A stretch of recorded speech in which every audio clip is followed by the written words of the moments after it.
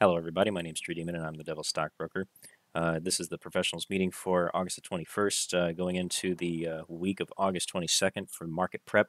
Got a lot to talk about. I kind of walked into the conversation late, but how's everybody doing this morning or afternoon, depending on where you are? Oh, doing good. Going good. Awesome. Glad to hear it. So you guys were talking about the economic situation in China, and I regret coming in late and not being able to catch the beginning of it. But you guys want to give me like a quick Um, blow by blow of yeah, what was going on? I was just talking about I didn't realize how bad the heat wave and the energy crisis was in China, that they're experiencing something similar to what Europe has been experiencing. And then Sichuan province, which is their second biggest province, 98 million people, they're really in a crunch and they've been doing um, I guess they've had like 50% of their waterways are down, and most of their power in that area comes from hydroelectric. So they're having industries shut down, they're having rolling blackouts, and they're having a big issue with the drought and power problems, just like kind of Europe is. And I was mentioning it's hurting output because a lot of industries there, like energy intensive industries like smelting of aluminum, iron, copper, steel, and I believe it's also China's grain, the equivalent of their grain basket, bed basket, bread basket.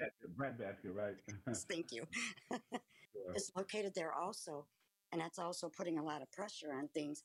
And I think that it's going to result in supply chain issues and a decrease in demand as a result from China. And then I was mentioning about their properties and how I didn't realize about 20 years ago, property ownership in China was non existent, private property ownership. But now China has one of the highest home ownerships in the world. 90% of people own property there. But the biggest driver behind that is they save money to own a home, and their big dream, that's like a sign of their success. And basically, if you don't get that success, you don't get married, you don't have a family, you get ostracized from society. You might pay more for credit and all the things that back that. And with this real estate property crisis, where here we finance a lot of homes there. In China, they save up, they make huge down payments. There's very little homes that are truly financed. It's a small percentage. They pay for it up front and wait for it to be built and occupied. And a lot of consumers are not happy that they've done this and their properties aren't finished because there's no cash to finish them, even though they paid up front, which is where you're getting a lot of upset Chinese citizens aren't paying their mortgages.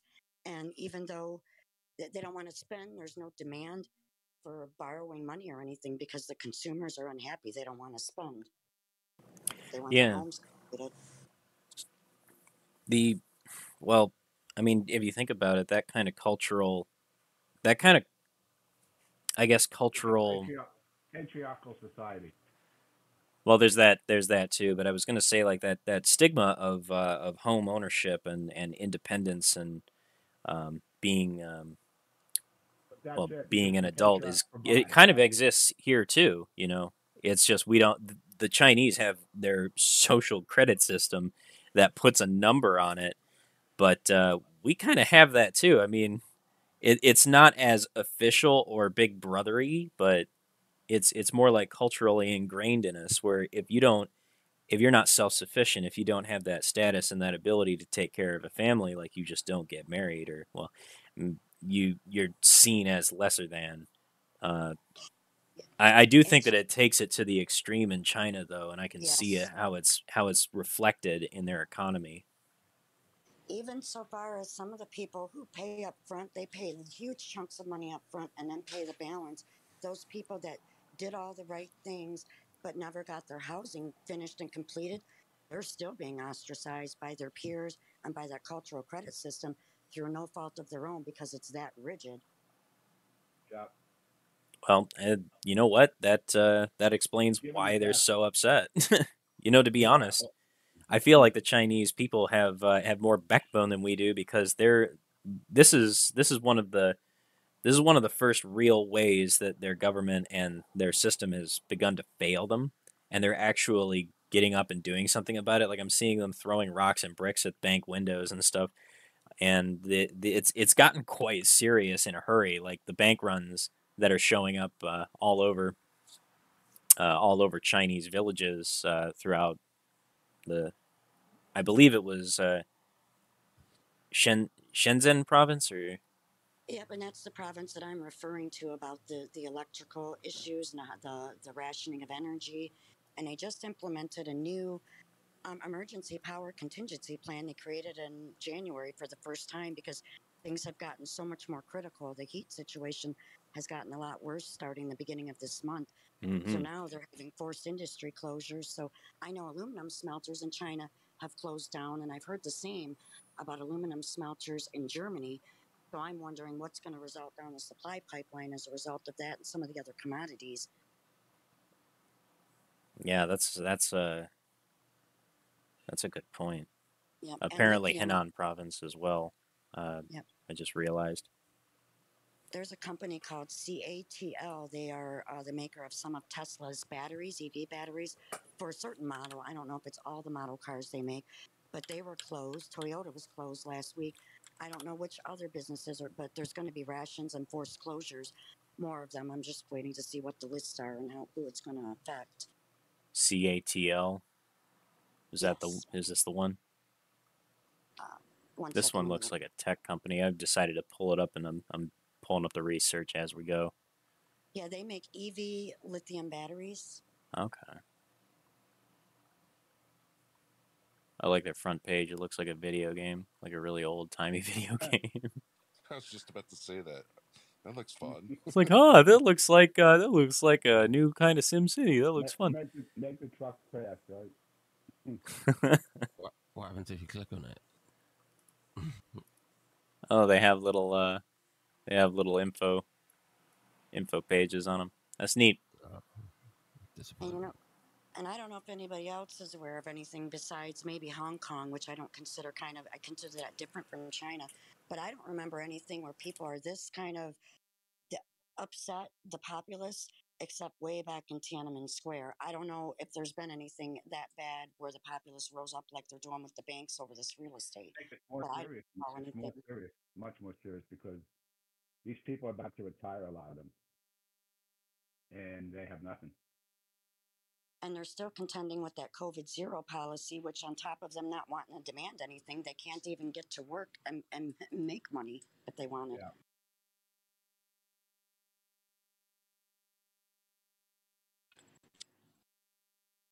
And then I think same it's about 30% of GDP. China, or rather building, construction, and real estate is 30% of China's GDP. It's extremely high. Yep, and homes are China's biggest vessel for savings because they don't have a lot of other places. They can't own other types of property, they're limited. So most of people's value is in their homes. Once they've taken it out of their savings and bought their home, that's where their life value is.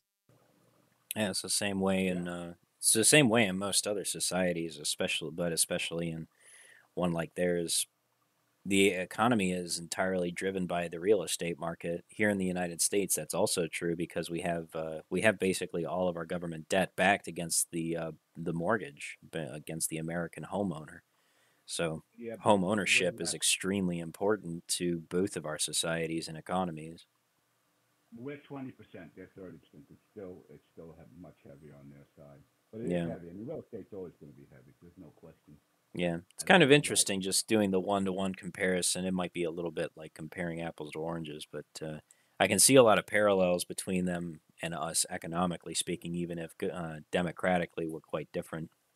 Yeah, But in some ways, equally corrupt. yeah, that's true. Definitely true. That's beneath the hood. Huh. Yep. And we're seeing these same kinds of issues, parallel issues, all throughout Europe, but with a particular emphasis in Germany. I guess would be the equivalent of China's Sichuan as far as all the industrial output, the chemical, the pharma, the major commodities processing and that. And that would be Germany and Europe. And, all the same issues are kind of popping up, except the home ownership issues, but a lot of similar issues. Well, they'll pop up too, because when you have a shortage in society, a shortage of resources, which is what we're having, right? We're short goods. Then Yeah. you're going to have it reflect in all facets, or in all what's the word, sectors of the economy ultimately. Yeah, and I was suspecting that Warren Buffett is leaning so heavily into Oxy because he's anticipating Russia cutting off that gas and liquid oil becoming a big deal. That is a good point. So I was actually just about to pull up the Nord Stream situation, but with natural gas being cut off to Germany and the rest of Europe, this is putting a huge amount of pressure on all the European nations governments to address the energy crisis, which is only going to get worse going into the winter now. And I just saw Germany is not going to keep running their nuclear plants. Is did I get that? Did I read that right? That No, makes you're right. No, you did. Well, That is I don't crazy. know where their nuclear plants are located, but some of the waterways are down so much that they have to have the ability to cool the fuel rods. So Oh, that could be an issue. I don't know because I didn't see that story, but I've read in the past that that's been issues in other places because Germany isn't the only one that's having that issue with waterways disappearing, and there's not enough to either uh, use seaport transport to get energy in, and there's not enough to use nuclear to cool the fuel rods. That's a good point, Queen. Thank you for that. I mean, encyclopedia. I'm telling you, you know your stuff. yeah, Well, for I real. do a lot of reading. I don't know. I'm not. I guess I'm not your traditional analyst. I don't necessarily know how to quickly analyze a stock, I mean, but you I other was about stuff, to say, there's a reason why document she's an everything. analyst. maybe not a traditional one. Hey, keeping I do track one of good one. news, current events, and staying on News top of thing. geopolitical factors is its own form of stock analysis. We Uh, certainly appreciate it. Yes. I mean, who well, needs thank tradition? you. I'm glad it helps. I really hope I can contribute and do my fair share. Oh, that's part of what drives fundamental macroeconomic stock trading. I mean, I imagine you'd be a very good foreign commodities trader. Maybe consider playing in the futures market. Ooh, can I paper trade that? Maybe.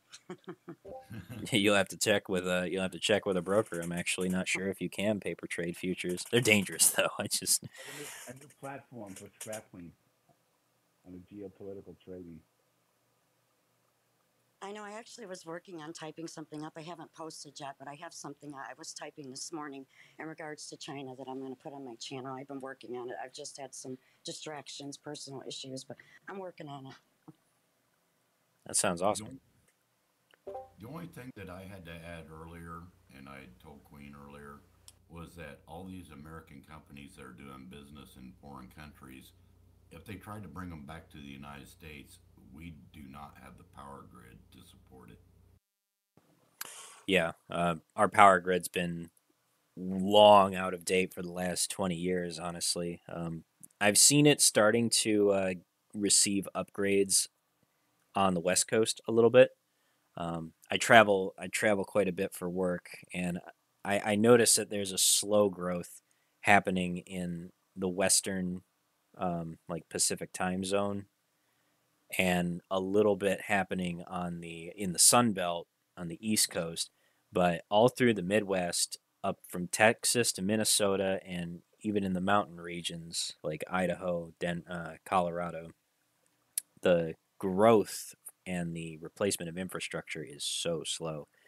Um, Places like Michigan, Ohio, and the Great Lakes region, they're very slow to change because their infrastructure was built to last for 80 years, but the conditions for the weather there are just so poor in the winter that it gets so severe and it destroys the infrastructure, but they can't fix it fast enough.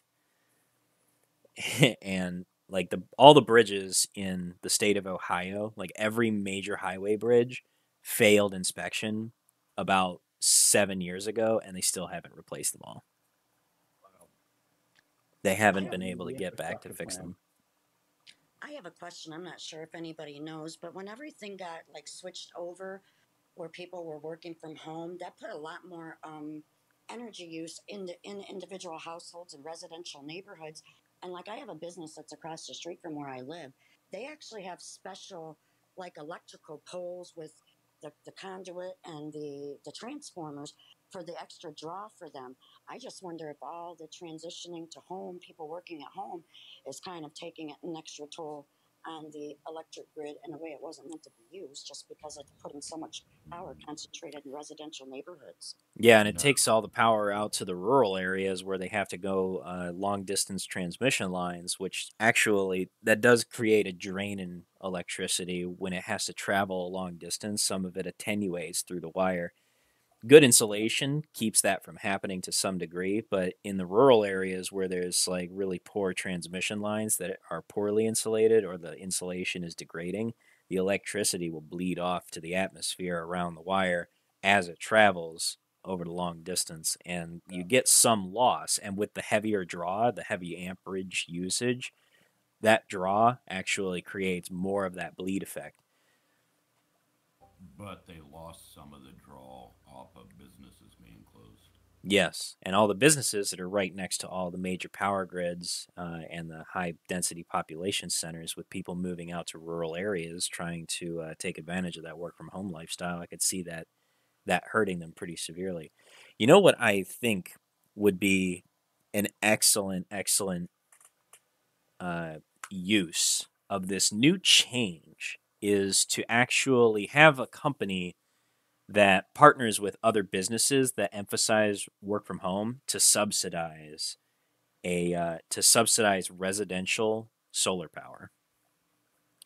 This I can't believe that nobody's really thought of doing this before, but like for example, Elon Musk and his company Tesla, they actually own another business called Solar City, which was started up by I believe his cousin.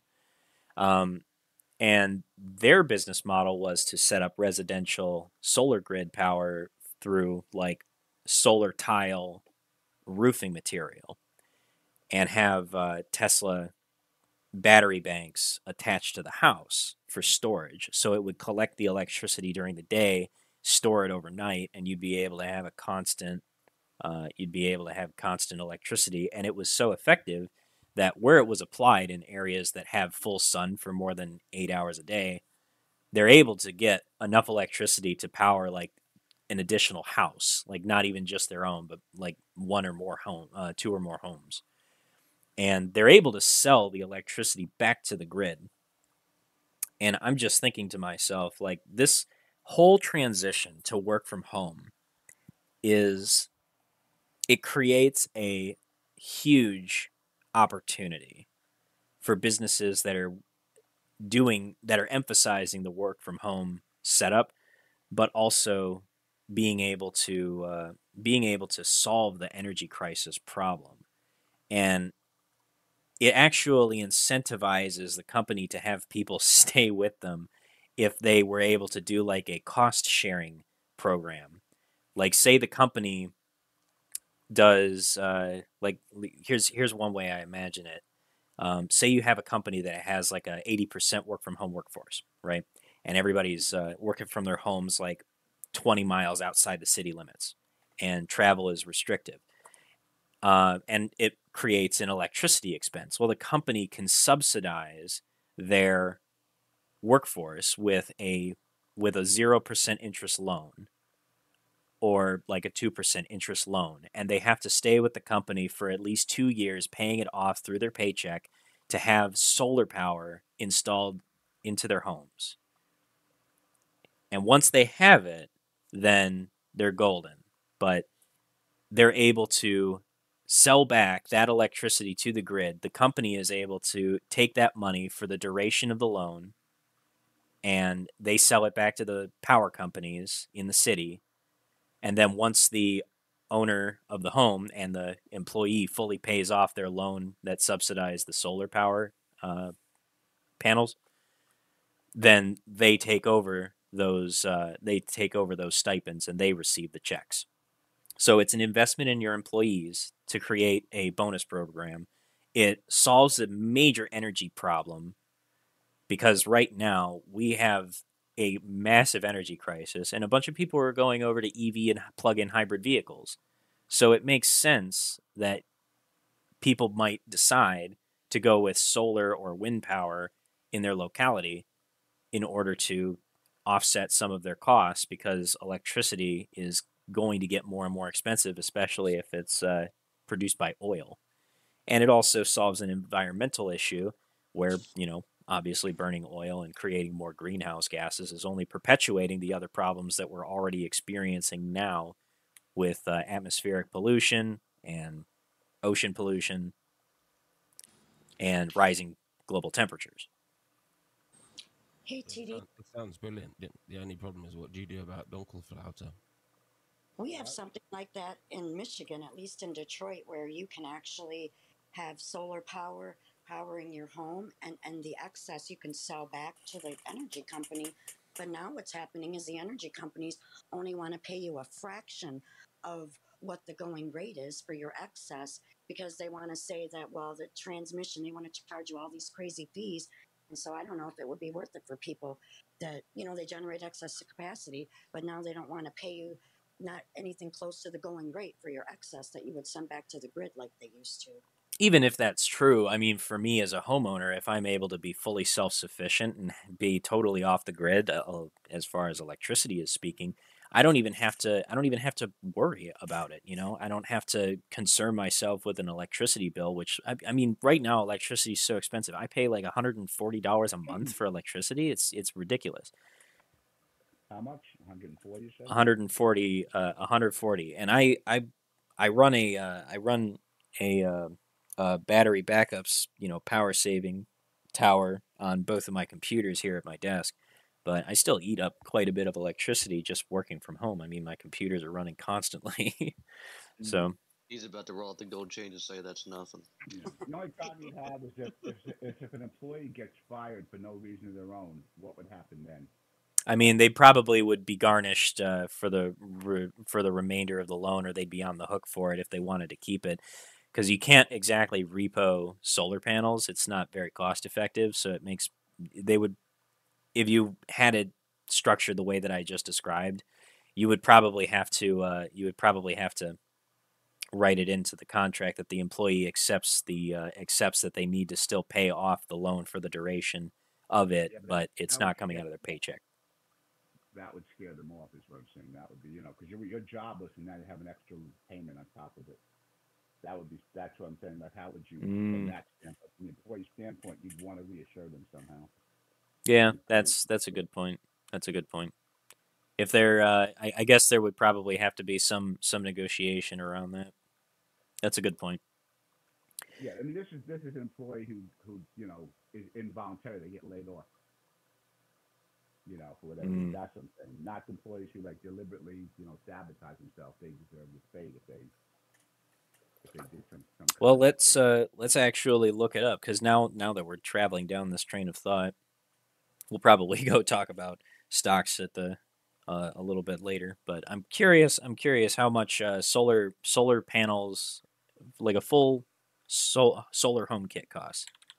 So I was looking at that earlier today, TD, which is kind of funny, and it looks like with the battery storage and the solar panels, like average 55 grand. And that's one of the major things made in Sichuan province in China, where they're having some shutdowns and rationing right now, is solar panels. Hmm. Well, that's just pocket change, right? Let's Yeah, see. that would, and you would only be able to, of course, to the fraction of the population that could even afford that. I Yeah. posted a video about the cold Dunkelflauter, which is a big problem in Germany. It's a German word. Means Dunkelflauter. dark. Dunkelflauter. I was watching a video about it the other day. It's called means dark lull. It's the German name for a period of 2 or more days where there is like no sun and no wind, and it's quite a big problem in like the winter because Mm. yeah, they have periods of up to like a week or more sometimes where there's like just no sun or wind. Just Wow. yeah. That's kind of wild. I mean, Is that what? I don't anticipate that solar can completely replace all other forms of electrical generation, because they all have their major drawbacks. But for the most part, we could replace 40% of our electrical consumption with solar and wind. That would be a That'd massive be huge. victory to protecting the planet and offsetting some of the electrical costs, because the cost of actually repairing solar panels is really it they don't break. as long as you don't like smash them with a hammer.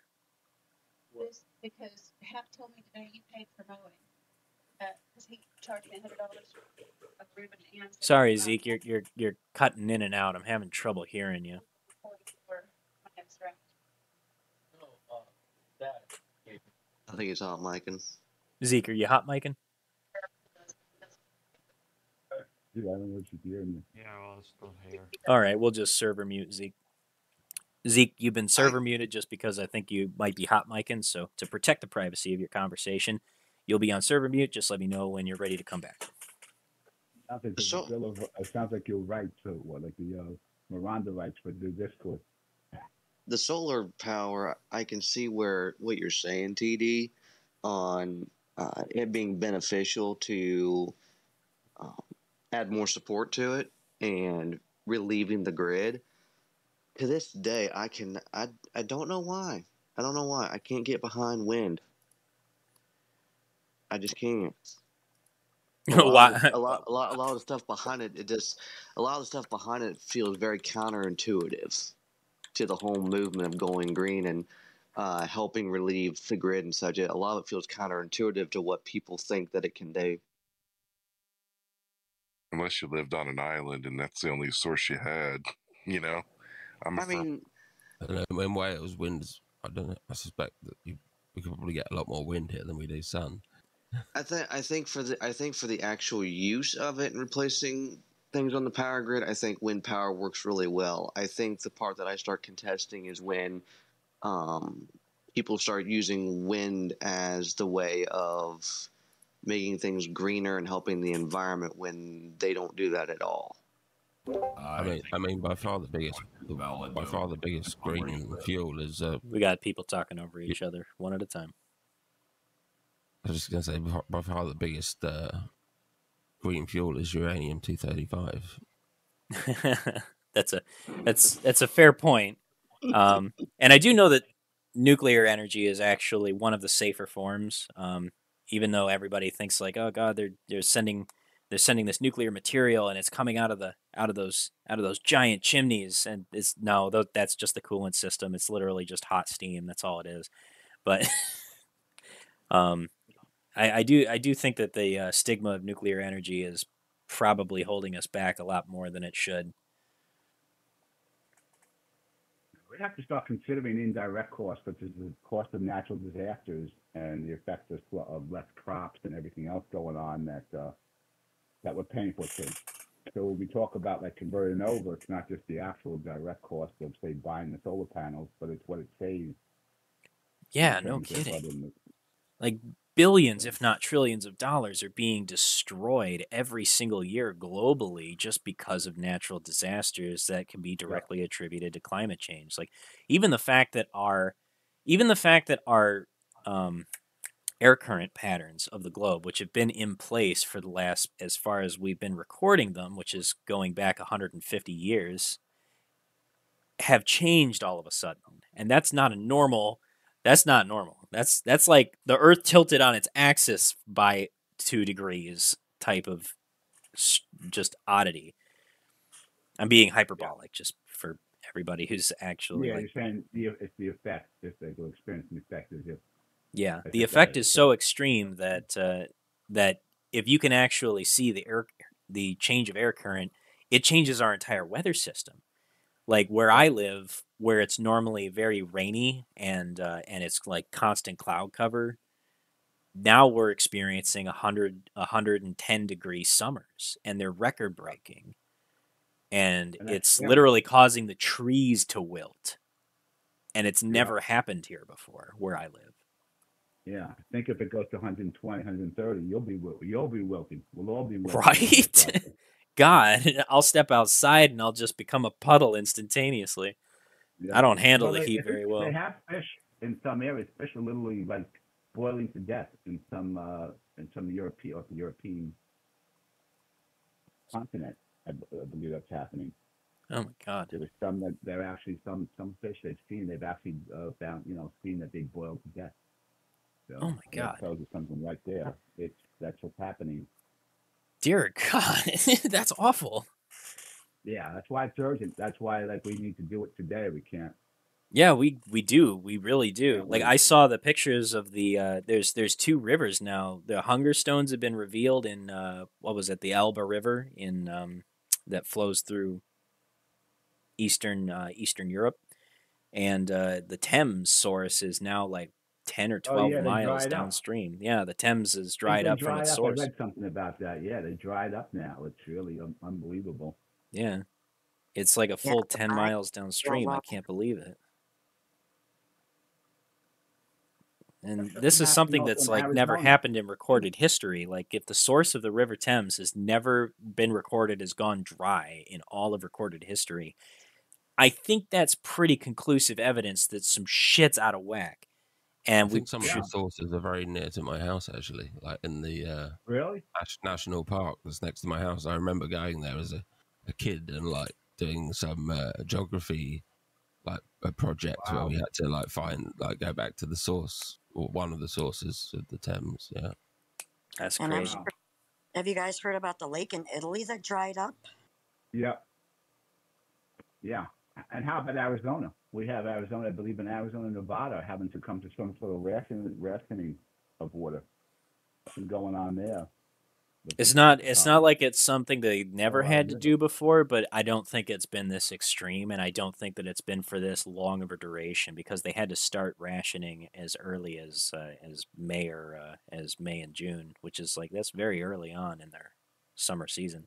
I know it's over 100 degrees there most days, but like dear God, I can't imagine going on a water ration for 3.5 months.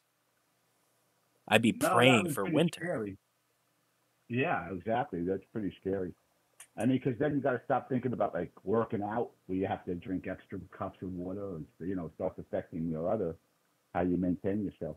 Yeah. Not just your lawn, but what you do. You can't. You got to be careful sweating. You got to conserve your water. I mean, at that point, just stockpile on a water source during the wintertime so you can have it for the summer. I mean, like Phoenix doesn't collect have the rain. too many of them. Phoenix has what? I mean, there's the Colorado River, which starts up in the Rockies and flows down through Arizona. Yep, go out and get some ice blocks, store them somewhere, and melt them down. Or melt. Hey, the, Well, the gonna have Eskimos to would the gonna have to Eskimos would be ship in doing. ice blocks like back in the 1800s. yeah, I was about Hey, to say that. I hey, was about to hey! say that. Ice houses. Eskimos Yeah. have been doing that even today up in Alaska. They're still doing that stuff, and they've been surviving this and making us look like a bunch of kindergartners. I am just saying. That's pretty funny. Maybe. You can also buy aqua stock. I actually bought some last year and did well with it. AQUA. Hey, TD, did you say cost for solar on a residential property was like 55,000? No, it wasn't me that said it. I think was that Flickering? Who actually got the figure for us?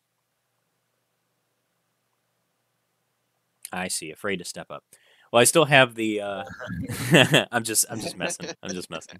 I see some of the figures from from literally a quick Google search, and I would take this with a huge grain of salt because I mean it's just like the first shopping ad off of a Google search, but a 19 kilowatt hour kit looks like it goes for about $20,939 from shopsolarkits.com. The good thing about the Solar City ones is they look like normal roof tiles. They look a lot prettier, don't they? Yeah, Solar City makes it blend in with your aesthetic of your home because they have those solovolic tiles for the house, and it doubles as nice roofing material. It just attaches right on top of the So shingles, the so it's different a nice colours as setup. well. Yeah, I've seen some of them. There's a few. There's a few, not many, but there's a few of them that have set up, in the area where I live, and they look pretty nice. They actually kind of they kind of add their own kind of charm. It does make it look very very much like we're living in the future, just seeing a house which has replaced its roofing tiles. It's more like covering the roofing tiles, but with solar panels, and it looks neat. And, 19, 19 kilowatt hours is enough for a 2-bedroom apartment for a month. That's enough electrical generation to cover what I use. I don't think I even use quite that much. I think it's like 16 kilowatt hours last time that I looked at my electrical bill. But it saves on the expense, and if you can generate that much electricity in just a 4-hour window, most areas of the United States can get at least 4 hours of sun directly, as long as the weather permits, and that's enough to store enough electricity for a full 24-hour period. Those prices you see there are kit prices. That's you do it yourself. Yeah. The additional labor costs like between $5,000 and $8,000. So it's not. I'm not saying like it's almost double. It's almost double. Yes, when I installed my solar panels, I went to the local board, to get my permit, and they asked me, how much did you pay for it? I says, well, I paid this much. And he says, are you installing it yourself? I said, yes. Well, we have to double that, and that's what you're going to pay for on the permit. Now, after I installed it, there's no way in hell that there's double the amount of labor to install these. That's stupid. That's stupid. Zaki's back. Oh, excellent. Let's go ahead and bring him back. I don't know if she's ready to be unmuted, though. You were hot micing Zaki, so we'll get... I have to get the answer to this. Is it Zeke? Because I've been calling you Zeke in my head for geez, like as long as I've known you. It's Zeke. It's Zeke. Okay. Sorry about that. Hey, so I updated. I just came into this thing and it doesn't have a text or a push to talk anymore. So just go ahead and keep me muted. I can't figure out how to find the button to turn it off. Really? Are you on your phone or your Yeah, I'm on my phone. I was sold a stolen NFT the weekend, yesterday or the day before, depending on which time zone you're in. You were sold a stolen NFT. Yeah. I've got in contact with the guy that was stolen off, and yeah. No kidding. I mean, at the moment, my keyboard, sorry, you're recording. Yeah, I'm back. I'm back to the. The recording's back on now, but it's all right. My bloody keyboard won't charge, so I've been having to use the bloody on-screen keyboard for the last couple of days. Like, I don't like my right index finger is getting really tired. It's so annoying. Anyway. I gotta take a look at this. Apple data breach, because I didn't hear about this, and this is my industry, so this is like shame on me for not catching it first. I was watching the news. I was watching MSNBC, and one of the guests came on and said, "Oh, it was like Winky Dink back 50 years ago. Okay, kiddies, take out your phone and do this right now." Oh my God! All right, so security flaw to gain complete control of devices. This is from the Cosmopolitan. This is not going to help. I got to look at an actual InfoSec article. I was about to read a Cosmo article on information security. Oh my God. We'll clip that.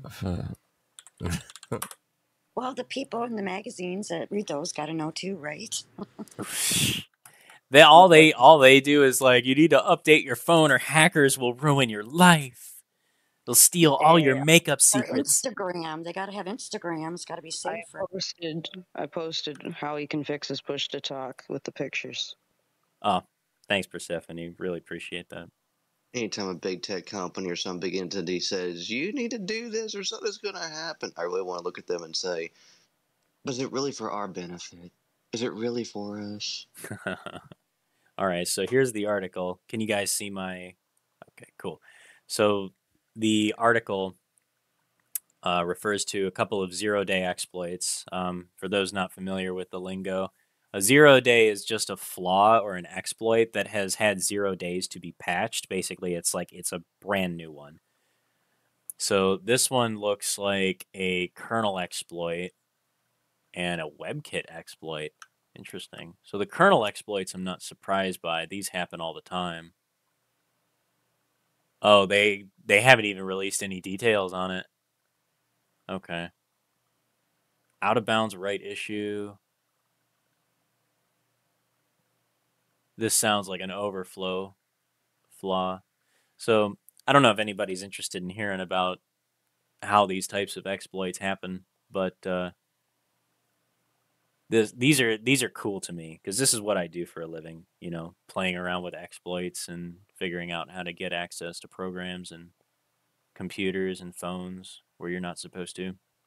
But this one's pretty bad. It wasn't you, TD, who caused it secretly, was it? No, You found no. You weren't the one Oh you my weren't the one who God, found the hack. I'm kidding. dude! Oh my God, if I could find these, I would retire. You could I sell. know. You can sell this exploit directly back to the company. They'll pay you $100,000. Like that would make up my entire year's Wow. salary. I don't know. Wow. That much. Okay. See you guys later. I was about to say, Microsoft, dude, share the love. Mike, Share the Mike, love. Microsoft. If you find a remote code, no credentials required, remote code execution flaw in Windows, they will pay you $1 million, up to $1 million for that exploit. It's So I need to basically go made learn it coding. so. Yeah. Fuck. It's basically made it so that there is no incentive whatsoever as a hacker to try to commit the crime anymore. It's basically like, well, I just found this $1 million exploit. I'll just sell it back to Microsoft and have them fix it.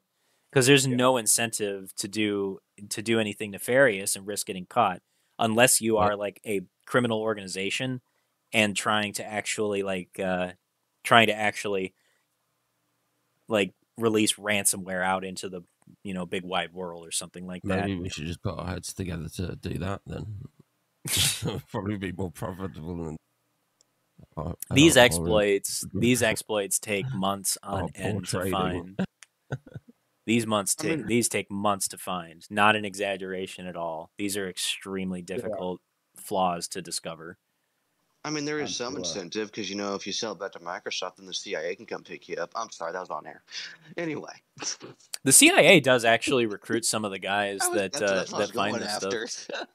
Yeah. Interestingly enough, I knew a guy. I knew a guy by the name of Dave Kennedy. He's a very popular guy in the infosec space because he shows up. He's a very shall we say extroverted guy. He used to work for the NSA, and he formed his own company called Trusted Sec. He's a very cool dude, and he's a fun guy to talk with. But he's big into he's very big into like using his predicate knowledge of working for the NSA to really talk a big game.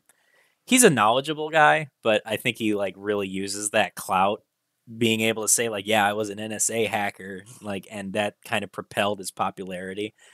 So he's still a cool guy, you know. I just think he's like, he kind of milks it a little bit too much. But the NSA does recruit people based on their kind of performance, being able to do this. There's oh god, I'm going to embarrass myself by not being able to remember his name. But there's one particular hacker, Tavis Ormandy.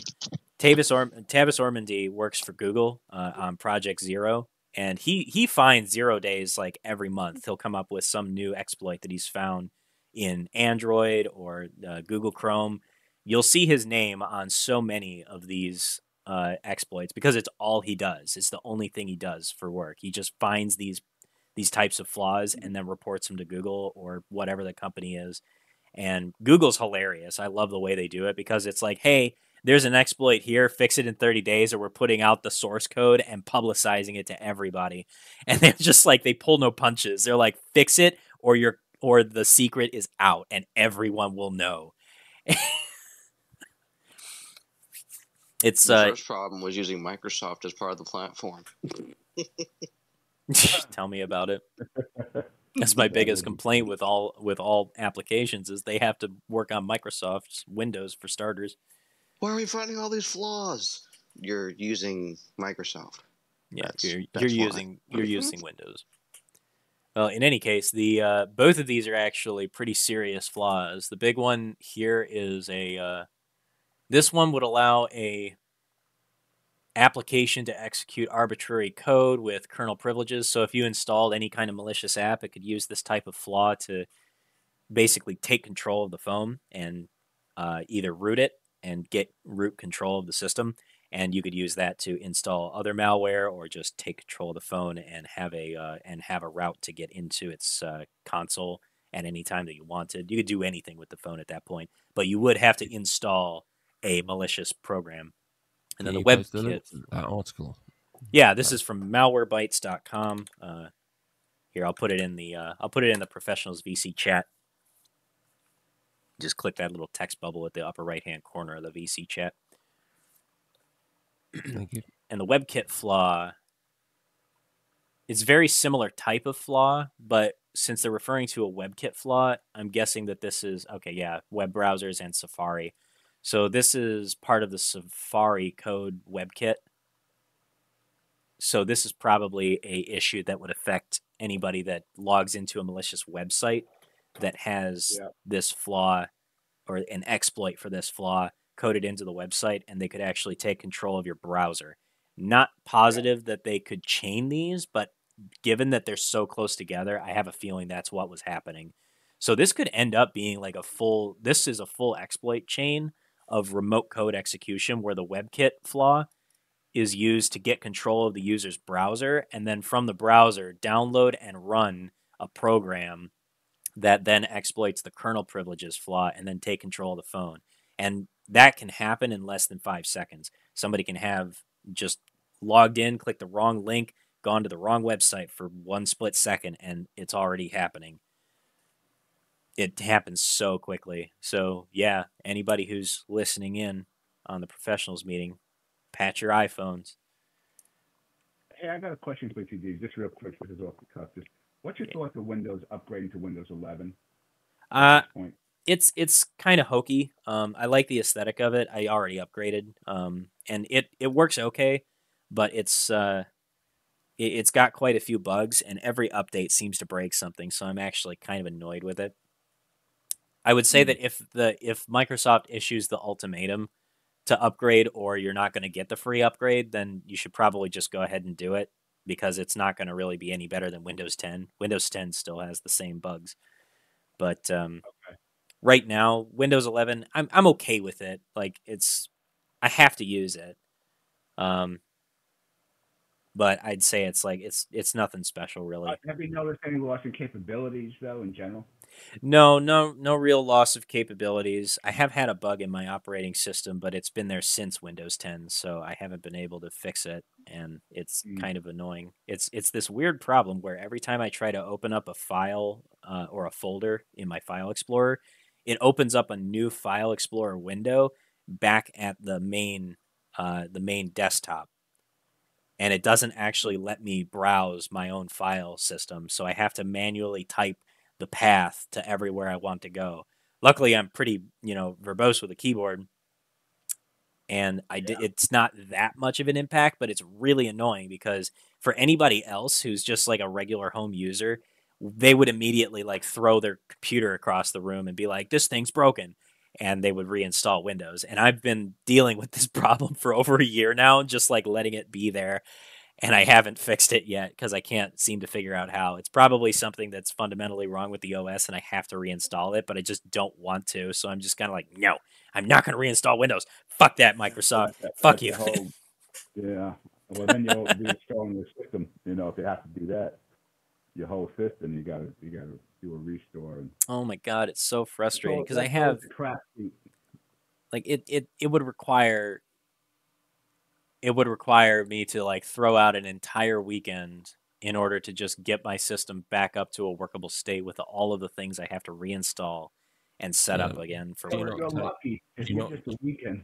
I'm like 3 weekends. It took me 3 weekends to do it. Do you not take a image of your hard drive after you've got it to that point? That's what I entity. Although somehow I managed to lose the last image. It's so big, and I can't afford to get like a big NAS that would be able to store it all. It's over 2 terabytes of stuff. It's just too much. It's too much to just with the restore. programs that you need to install. With the programs, it's probably closer to like 400 gigs. Most of it's just my own files. But I have a lot of files that have piled up over the years. I do need to go and clean everything out, but it's one of those things where it's like, it's the kind of spring cleaning that takes hours, and life just doesn't allow for you to do spring cleaning on your computer because you got to do spring cleaning in real life first. Like my laptop, which is still sitting behind me, not working. I'm so sorry about that, dude. That's not your fault, mate. I hope it's not your fault anyway. I promise I did not. I promise I did not exploit your BIOS and take control of your PC. I believe you, TD. Thanks. Appreciate that. It's appreciated. Appreciate the trust you placed in me. So I guess that's it for the Apple news. But yeah, patch yo shit, as we say in the InfoSec world. Patch yo shit. Yes, it's my stocking. Kind of fellow Jesus Christ. Good mental use. So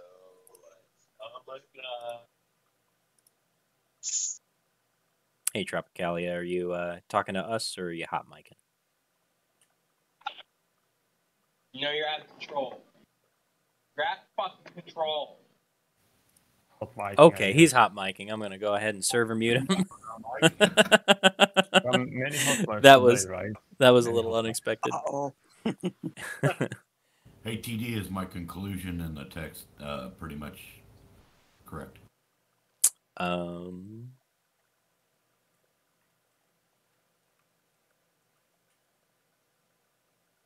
If you're not 100%, 100%, completely accurate. Yes, sell it to Microsoft and become a millionaire. Got it. That was funny. Hey, why don't we go take a look at some stonks? Did you guys want to go over any particular? Can I ask a question? Yeah, what's up, Otto? Yeah, so I was curious about Ape. If it it already showed up in my account, and will it be trading in pre-market or live market hours? That's a good question. I believe that they can be traded in pre-market if they're in your account.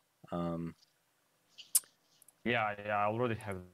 I don't know if they showed up. I think that's a placeholder. Who do you have as your broker? IB, Interactive Brokers. It's already in my portfolio. Yeah, it's already. In Schwab, it showed up, but I called the rep. It's a placeholder at this point. It's really supposed to show up Monday morning. Okay. I thought that I read that it wasn't going to be immediately tradable on market open. I thought I read that there was going to be like a price discovery period for Ape. Interesting. Well, somewhere between 9:30 and 12 is when it's supposed to go live. Yeah, that's what I heard, and I believe it was for I think it's for a price discovery period. I'm not sure what the delay is. Price discovery period. Yeah, watch the price tank down to like 3 cents or something. What do you mean by like some kind of open auction or something? I have I'm no assuming idea. Similar to how an IPO is when they allow price discovery before it goes live trading on the market to everybody at all the exchanges. Is that just where people place orders but nothing trades? Yeah, I see. I mean, I've observed some IPOs. They place I guess they see level 2, and based on it, they decide the price to open. Interesting. Well, then that's it. Every ape just offer to sell your ape shares at $10,000. $1 million. Yeah. Why not? Run that by me again. I'm sorry, I was looking at something. So apparently the price discovery period is based off of reading the level 2 data that's sent to the exchanges for people setting orders of the stock before it actually starts trading, and no trades are actually executed. Once that price discovery period has settled, then you can then the trading begins, and then you'll start to see trading execution. Yeah, but you will be buying it for $10K one ape. Yeah. That's right. How is that? What happened with that? That's what I guess in that part. Oh, I was, I was being a bit hyperbolic and just joking around a little bit, but Uh, theoretically, if nobody was able to buy Ape that wanted to get it, and all of the retailers were simultaneously placing their limit sells at $10,000 or whatever, then that's what would have to be paid in order to get the shares. I don't think that it's going to be 100% true that all shares are going to be held by retail, but and I certainly don't think it would be true even if that they were the sole holders of Ape shares that they would do this. I think plenty of them are going to sell at whatever the market price is because there's so many people with that rotten ass attitude that's like, no, no, I hate Ape. I'm not going to do it. This is dilution. Yeah. And they just, bitch and moan as the price goes down and they sell it for pennies. When honestly, Ape is a better device for a squeeze in this situation than AMC is right now, just because it's whoever's holding it based off of the AMC Ape dividend. They're going to be the only ones that actually have the shares. So yeah, you can't create any shares, so right. The supply is inelastic. If everybody holds, right, then like you said, you could hold out for the price as high as you precisely. want. If the but I expect that like say Vanguard and BlackRock, who they have the IWM and some of the other ETFs that AMC are a part of, they'll probably sell those shares at market, or they may even post orders in the discovery period because they don't want them. They're going to probably get rid of them immediately, just because they're not part of an ETF, so they can't hold them. Not saying that that's a certainty, but I suspect that the institutions that are going to receive Ape as a dividend are probably going to look to get rid of it right away. They may not. I mean, they could take it as a tax-free. It's not a taxable dividend, so they may just hold on to it and see what happens. There's so many other factors going on. 10,000 a share as well. That would be hilarious if all the level 2 data was just like sale available, like the asking price is $10,000. That would be fucking silly. $6,900. $6,969. Nice. I would so sell. Yeah, if I could sell each of those shares for $10,000, yes, I would sell. We'd all do it. I don't think we would all do it. That wouldn't. I don't know. There's those 10,000. There's those 100,000 holders, or the 500,000 hodlers. You take your mouth somewhere else, young man. Hey, Persephone, I think you got a hot mic. I can hear her scolding her cat. You can hear me? Yes, we can hear you. You can hear me right now. Yes, we can hear you right now. I don't have push to talk on. Or rather, I have push to talk on, but I'm not pushing anything. Well, I guess Discord is screwed up. Fucked. Welcome to the conversation. I thought it was weird that your icon was green like for the last hour, but we haven't heard you say anything up until now. I'm glad I didn't say anything weird. We would have let you know. Go out. People should be careful what they're saying. Yeah, I guess Discord's broke, everybody. Yay. I mean, they let me in here, so the weird's already taken care of. I think I've begun to understand your humor a little bit, Echo. I can appreciate it these days. What was that? I didn't catch that. Sorry. He said he's starting to understand your humor, and he gets it now. Oh. Sorry that I'm hard to read, I guess. I didn't hear what you said. What did you say? Never mind. I'm sorry. It's okay. I thought so, but I think... I feel so called out on a gentle way right now.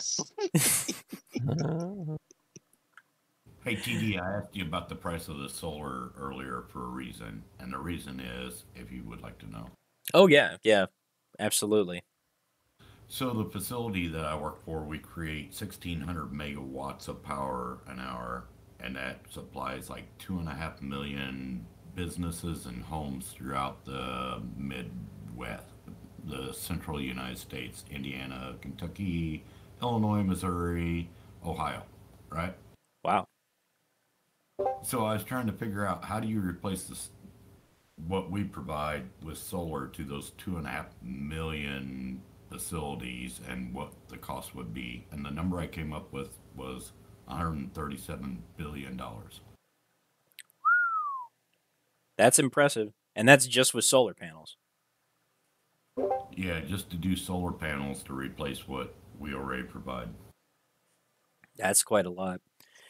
I don't think that solar is going to just replace all energy, and that wasn't really part of my argument. What I was suggesting is that offsetting a vast majority of the residential power consumption would be a huge relief to the grid, because our power grid right now can't even support, if every single American or even half of all Americans bought an EV right now, we wouldn't have the electricity to support even just those. So one of the ways that those can be offset, and that power consumption can be offset, would be to provide solar power to each home in the United States. So with an EV and a solar power generation option, or a wind generation option, or something else, that creates some additional possibilities. But to solve the overall energy problem will absolutely require much more than that. Like, I'm a proponent that we need to explore the possibility of geothermal, or do what Microsoft was doing and explore those hydro generation systems that work by just absorbing the mechanical energy generated by ocean waves. They actually have these hydro systems now that are anchored to the ocean floor, and they just sit on the surface of the ocean, and the waves going back and forth actually generates power. And it's enough to run a server farm that is self-contained in one of these devices. I have to go and find it now because it's really cool. I've seen that, what you're talking about, TD. But I agree. Like, if people are going to start doing EVs and they have to charge their EVs, they're going to have to offset some of the energy that they're providing to their homes with solar or whatever have you, just to make up for the difference of having to charge that EV every day. Absolutely. Yeah, it's not as though it's going to be it's not as though it's going to be like a hard cutover situation at any point. It's going to be a slow transition, but it's one that we have to start making as soon as possible. And I mean, like a year ago would have been a great time to start, but we're here now. So my thoughts are that if we can at least address the residential problem, where each American is just using hundreds of thousands of maybe thousands of megawatts. That's quite a lot of energy. What about us? The UK, I'm sure that you guys have quite a few rivers in your in Scotland, and you have the Thames, yeah. Hydro is. Didn't want you to forget about the international. The international community, I know, is, but that's what I think that the hydro situation would possibly be able to solve. Yeah, my only thing was that I wish people would quit kicking coal in the teeth, while we provide power until we get there. You know what I mean? I understand. Yeah. It's not like it's such a complex problem. And I don't want to sound as though I'm just like bashing all fossil fuel energy as though it has to be killed immediately. In some ways, if I could push a button and make the transition happen overnight, I think we'd all push that button, But yeah, of course. As far as like, absolutely, but as far as like being able to actually start the transition, we have to recognize the problems that we're causing by not being willing to start making that hard cut over at some point. And I know that coal generation is one of the biggest ones, but it's also one of the biggest aerosolized carcinogens that we generate.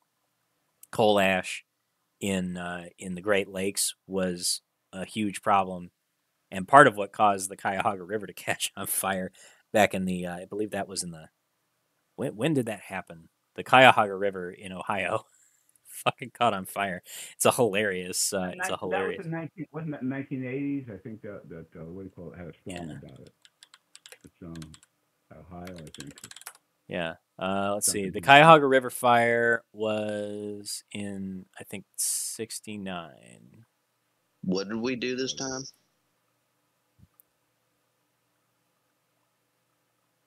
The Cuyahoga River caught fire at least a dozen times, but no one cared until 1969. That's what this article from the Smithsonian Magazine. Wait, this happened in Ohio? Yeah, the Cuyahoga River caught on fire several times. Yeah, that as sounds if about as right if for us. as if once wasn't enough, you know. Oh, there's a river burning. 4th of July must come early this year. Move on. Oh well. Yeah.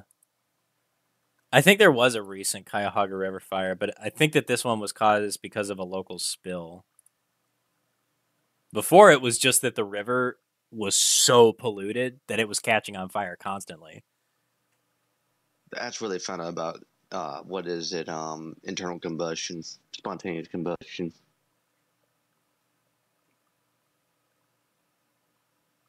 Hey, before we get started on stocks, I just wanted to bring up, I heard a discussion about zombie companies earlier this week, and I thought it was worth bringing up that if you take away non-financial corporate debt or non-financial companies, that zombie companies have increased, and they are 100% of GDP now, and they've doubled in the last 10 years.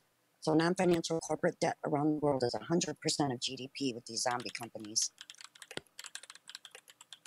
And they were showing pictures referring to meme stocks, and I was theorizing based on how they characterize a zombie company that maybe so many retail relates with zombie companies and are trying to help them keep afloat because they can see zombie companies parallel retail consumers in America and how they try to live and get through the economies with the credit and that. Oh my god. I was just going to bring up, they define a zombie company as they have to keep borrowing to keep afloat. They're over leveraged. They don't grow fast. Revenue's not up to par. Difficult situation with rising interest rates, dealing with higher costs and wages, don't take in enough revenue to cover higher debt services. And to me, if you switch those characteristics, that kind of describes a lot of the struggling American consumer. And they say zombie companies are cyclical, which so is the struggle of the American retail consumer.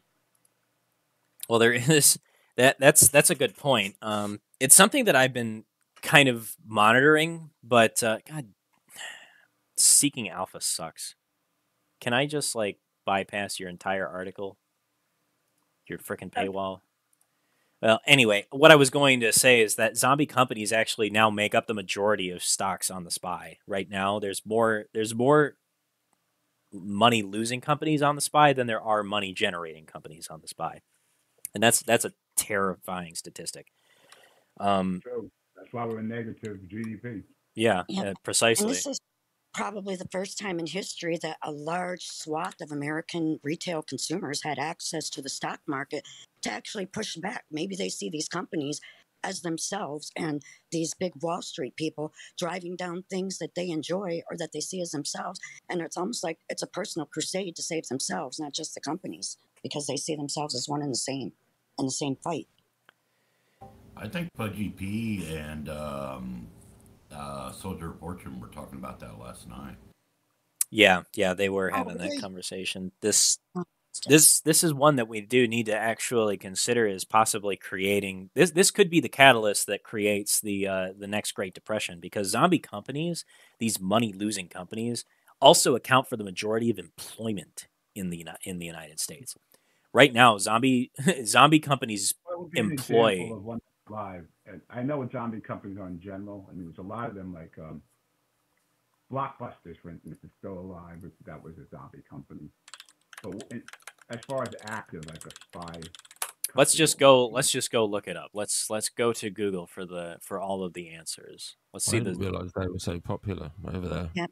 And then you have to factor in, not only were these companies living off of debt, but it was the Wall Streeters providing them with toxic debt that further drove them into the ground while they were making money off of them. That kind of made it that much worse. Wow. What about Lehman Brothers? Lehman Brothers was another situation entirely. Are they still around underneath Chase's branch, or are they There. gone?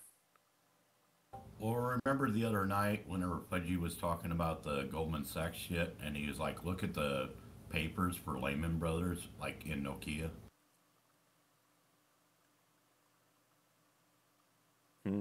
It's like all being traded for papers in Lehman Brothers, and it's like been gone for 15 years.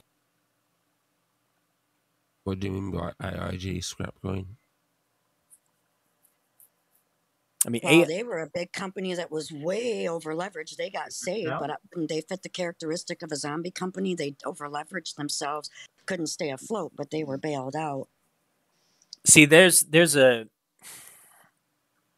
I think that we're conflating major over leveraged financial institutions with zombie companies. Just because zombie companies, by definition, are losing money constantly, AIG and Lehman Brothers were profitable until they suddenly weren't. And what happened with them, they were two separate situations, but closely related and tied together. Lehman Brothers lost all of their money because the bond market fell out from underneath them. And in order to cover the losses, they took more and more leveraged bets and they dipped into their clients' funds to do it, which is a huge no-no, but they did it anyway. And because they dipped into those client funds when the withdrawals started to happen, people were suddenly getting frozen out of their accounts, and they tried to like delay everybody from pulling their money out of the bank. And that's when the government stepped in and found out what was going on, and they decided to let them fail. And the decision was made that Lehman Brothers has to die, and they were absorbed into, I believe. Oh, it was Merrill Lynch. Okay, I get some of the banks mixed up. Let's see. Bank of America absorbed Morgan Stanley. Chase absorbed Bear Stearns, and okay, yeah. Who got absorbed by Knight Capital? Someone. Who got absorbed by Knight Capital? Knight Capital.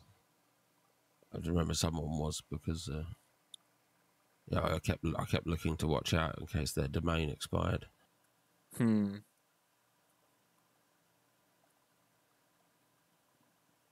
know, I don't actually know. Maybe it was them. I might be thinking about them going under, actually. Thinking, yeah. Don't worry. Ignore me. Oh, no. We're not going to ignore you, Dave. Echo said Ignore what I just said.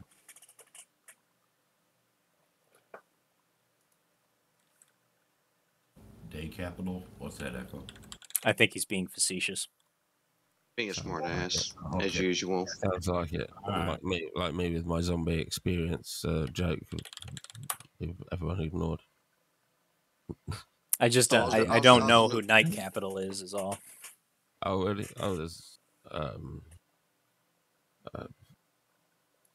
hedge fund, I think, in the UK. Is that what being a smart ass is called, True Demon? Facetious. Facetious is being facetious is being inappropriately sarcastic for the sake of humor. Wow. Nice. Hey. Sounds like me. Let's see. I mean, that was one way to stomp on me. Take on. In public. I like it. It's wonderful. Let me go pull out my dictionary. Bam! Public humiliation. Wow. Beat you to death with it. I'm sorry. This is hell after all. Come on. You got to expect some public shaming and beat down. Are you being a smart ass? No, facetious. What? Facetious. Ready to do tickers, TD? Yeah, I was still trying to go over some of the big zombie companies actually to see which one of them were actually dragging the SPY down in terms of their earnings. I should have guessed that it was the big travel lines to start with. Boeing, Carnival Cruises, and Delta Airlines. Carnival is definitely the worst out of these. Boeing, they're mil-spec though, so Boeing's not going anywhere. The government will bail their asses out. Delta, they could fall over and die. Nobody cares about them. Macy's is a dying retail chain. I got a gem for you, TD. Look up Carnival Cruise Lines options chain and look at the 916 750 puts. Oh boy. It's over 200K. Oh my god.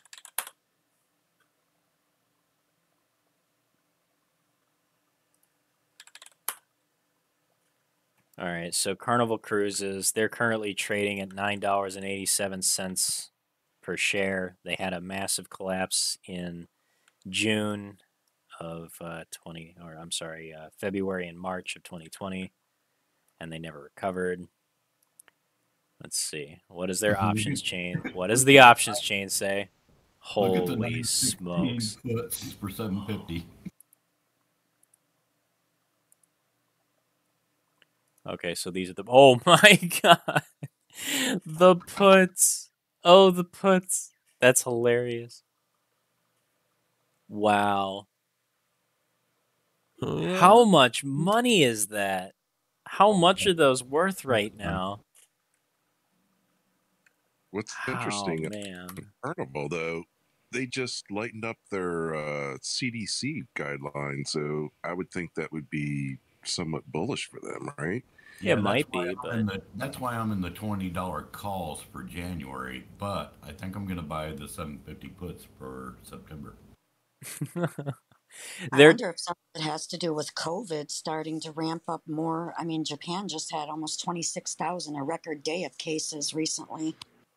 So maybe it's affecting the cruise lines coming up because of the closed quarters and winter coming up in areas.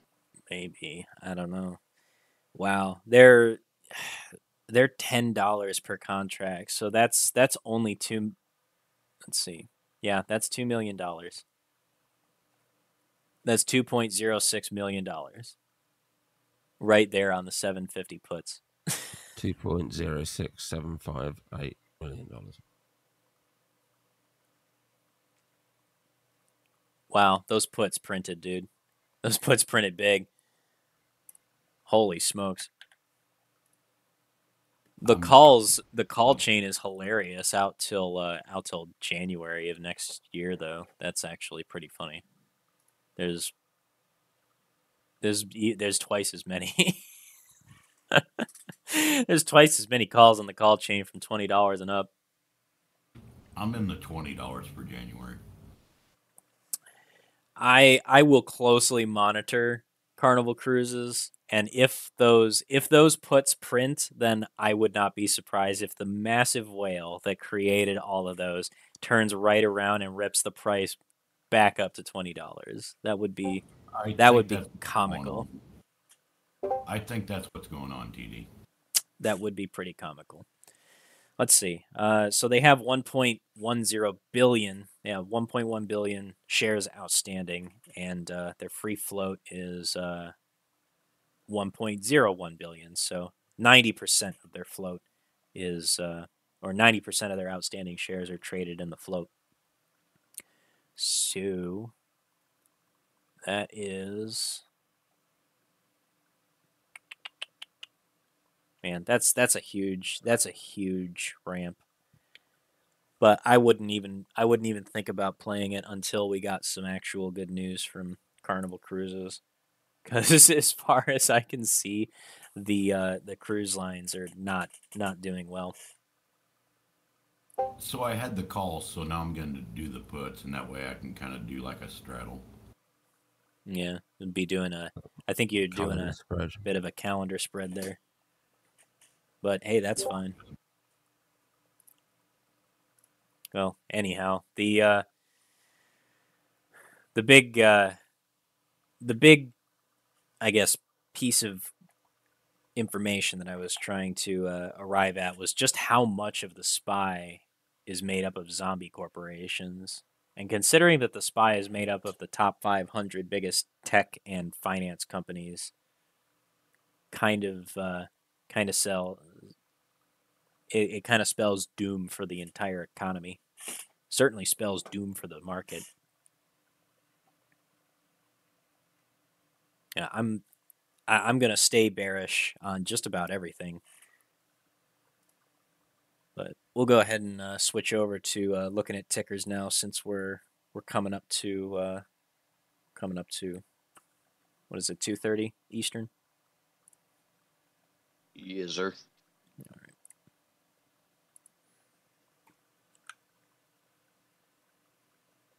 Oh, look at that! Carnival Cruises actually did a diamond bottom.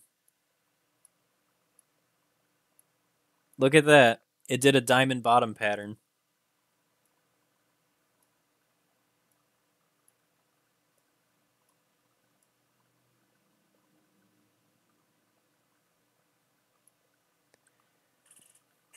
What's a diamond bottom pattern? A diamond bottom pattern is it's once a chart has had a big sell-off, it forms a higher top in the center and flat lows at the bottom. Typically, it'll have 3 top points and 2 small ones. It actually resembles a head and shoulders, but it's at the bottom of a major chart. So because it's here at the bottom, this is where you look for diamond reversals. And what you look for is basically that pattern or something. I don't know if it's a cipher pattern. It was pointed out to me today, as a matter of fact, but it very much resembles a head and shoulders. Normally, the head looks like this, and you have a bottom along here. So this is how you draw the diamond bottom: is you go from the top of the chart down, and then you draw tops here. So like a head and shoulders, but at the bottom. And it's supposed to kind of resemble a diamond. Kind of see the pattern now. Sort of. It's a little bit. Isn't it just like a head and shoulders? It's basically like a head and shoulders, but it's at the bottom of a chart pattern. Yeah, exactly. Yeah. So it's a pretty reliable pattern, but I don't think that it's actually quite playing out. Is that supposed to be bullish? It is bullish, yeah. But is it as bullish as an inverse head and shoulders? That's I would probably put them in the same category, because the inverse head and shoulders is also a reversal pattern. Yep. And what I see here is you've got a clear bottom here with these 2 wicks down here. You haven't wicked past this point, and now you're setting up higher lows. So I don't know. Maybe Carnival Cruises is going to go for the. Maybe Carnival Cruises is going to recover. That's what I would be looking for, is for it to recapture this $15 level. I could be enticed to trade it to that level if it can break out past 1050. Or let's see, the price. Okay, you got higher highs and you got higher lows, and they're actually setting up a bit of a slope. So yeah, I would place entry right here, right at around 1150. You could get in early, but like for me, Carnival Cruises is too risky. It's in the wrong business right now. Part of what I'm thinking. Yeah, could you not also see it as a bit of a bear flag? You can also see it as a bear flag, yeah. It's just because it's at the bottom of its chart and it's got support down here since January of 2020. You know, the COVID, or March of 2020, April. The COVID crash was not kind to this stock, and it's now hitting the bottom of it. Yeah. So that's what you wait for. It is basically a bear flag, but it's a certain type of bear flag where you're looking for that clear break of structure. You got the flagpole and you have the bear flag, and if the flag breaks out to the other side, then you play it to the upside, and you end up with this V-shaped recovery in the chart. And you can play it till You can play it till the first level of resistance. Here's another one, and here's the last one. TD, on another note, if you know, what is a K-shape recovery versus a V-shape, which I understand? A K-shape recovery? I've never heard of that. They always refer to our economy as us having a K-shape recovery. I'm going to see if I can find it. Hold on. Yeah, K-shape, I mean, a V-shape goes like straight down, straight to up, and a K-shape goes like down to the side. So it's not like a quick, you know, down and up. It's more like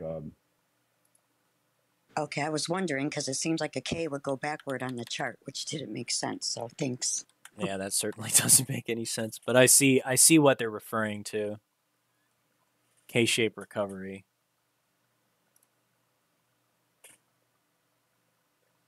Which sounds like it's out of the ordinary and not a traditional type of recovery. Yeah. So a K-shape recovery shows that technology, retail, and software services, or the big business sector stocks recover, while the industries in distress are related to travel, entertainment, hospitality, and food services. So it's referring to a divergence in separate industry sectors that are considered there's the speculative recovery versus the defensive recession. That's what it looks like to me. Thank you. Mm-hmm. I didn't know that we had all these other types of shaped recoveries, which is kind of funny. But I bet you if I overlaid the consumer defensives with tech sector stocks, we would probably see that. Just to overlay the two ETF sectors. What's the climb bottle shape recovery?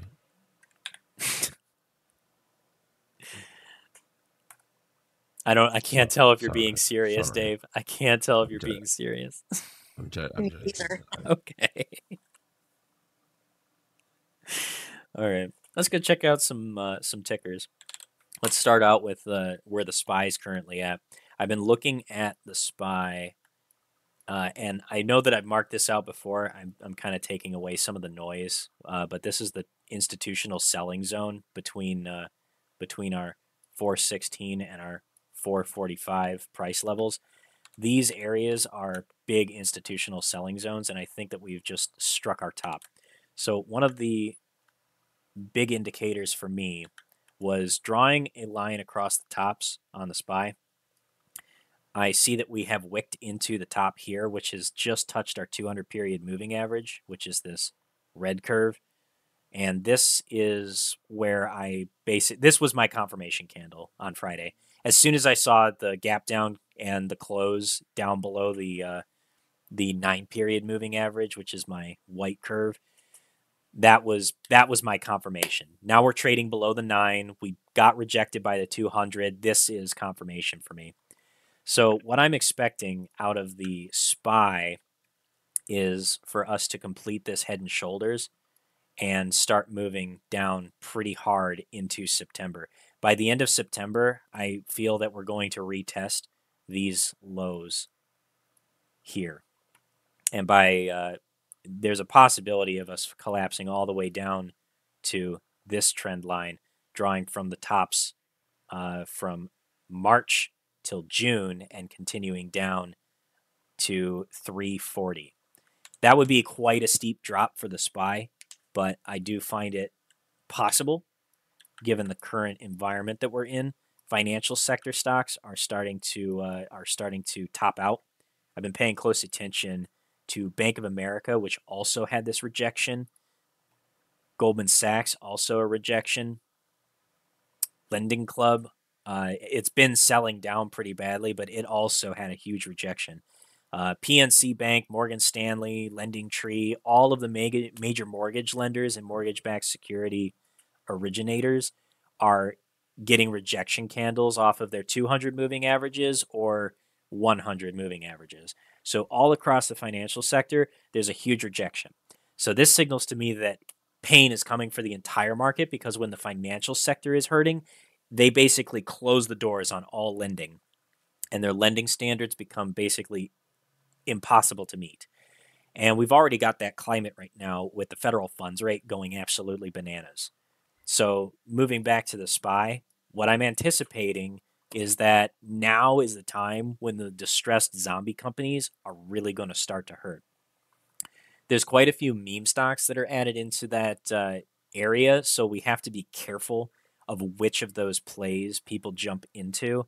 For instance, I'm currently still betting pretty highly on Senseonics and Biora.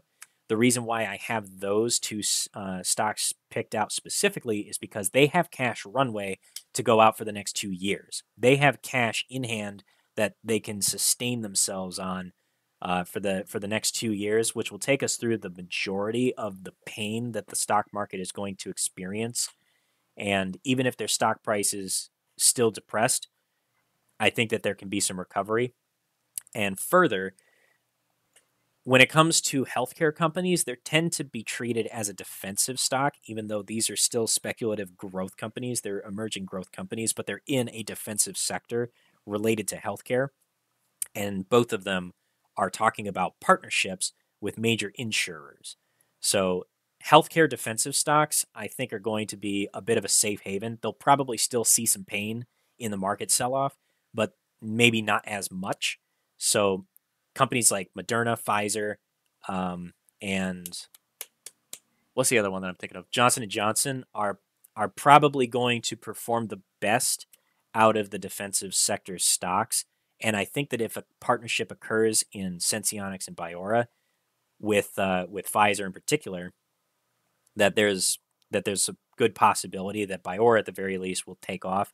Senseonics, they just need to get their product out to some of their insurers and get their FDA approval for their additional devices in the United States.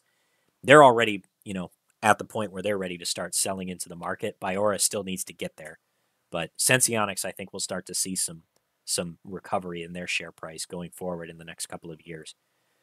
The other meme stocks that are related to things like consumer durables, like EV and things like that, are going to be a little bit more difficult. They're probably going to have a harder time, even with the subsidies that the Department of Transportation is talking about. I don't think that that's going to be enough to entice people to just drop tens of thousands of dollars on a brand new electric vehicle. It just doesn't make sense to me. Everybody's going into major pain right now, and the repo market for cars is getting slammed. There's so many cars in repo lot inventory that they can't get rid of them now. All of this information I'm referring to from Lucky Lopez, who has another channel that people can go look into. He actually is a car salesman. He's very close to the car market, and he's saying all the same things, that the repo market is going crazy right now. Dealers can't get their inventory out of their lots. They can't sell cars.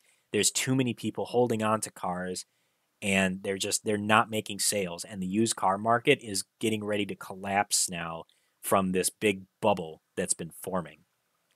So all of these factors, I think, are going to hurt the EV sector, and that's going to drag the SPY down. So companies like Tesla are going to get hurt by it. I certainly believe that Ford and Ford, Porsche, Volkswagen, Mercedes, trying to think of some of the other electric vehicle manufacturers, GM and makers of Chevy vehicles. Those guys, all of the major American car companies are going to get some serious pain. I really think they're going to be hurting going into this recession. They do not ever do well. Ford is also forming the same pattern. So Ford had this huge surge and a big head form on it. I think that after this shoulder forms, it's coming way back down, and we're going to see Ford trading back at $10 before the end of September. So sorry everybody who's in Ford, but I just can't. I cannot like this company. I can't like Ford. It's just too hard for me.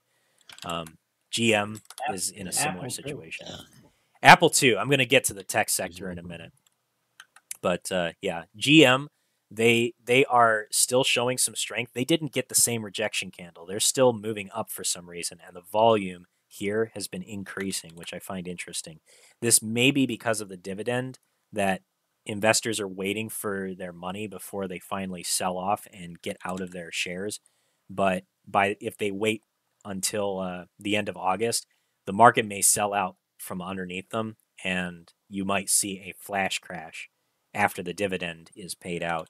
So if we see some pain going into the dividend, especially if we see a lot of pain going into the dividend, then expect the bottom to fall out on GM. And I think that we'll see GM at least back down to 650 before we get through October, November. Earnings are especially going to be very bad for GM, I am suspecting. So keep an eye out for that. With some puts. Yeah, I am thinking that puts on GM would going out till next year, January 2023 or March 2023, could pay very, very well. Oil sector as well, energy sector. This is actually one of the sectors I'm kind of bullish on right now. The energy sector is showing some strength. I know that this is a big ascending wedge, or it looks like an ascending wedge, but the movement of this and the strength of the energy sector has been showing a lot of power here. And what makes me bullish on it is the fact that U.S. oil is actually finding a bottom. So this broadening wedge on oil shows that they were rejected by this one wicking candle off of the bottom of this wedge. And I'm anticipating that oil could actually see a resurgence back up to the top of this wedge. So it could end up somewhere around the 140 per barrel range. And this is kind of reinforced by the dollar index. I was looking at this yesterday, I believe it was. Thanks, Persephone, for actually looking at this with me. It kind of helped out, kind of helped me look at it in a different light. But U.S. oil and the dollar historically were inverse of each other. So if you looked at oil versus the dollar back before 2010, there was a consistent inverse relationship between these two sectors. So if we go U.S. oil and we turn this into a line graph, and I'll take away my moving averages so we don't get all messed up and confused. But yeah, you go back to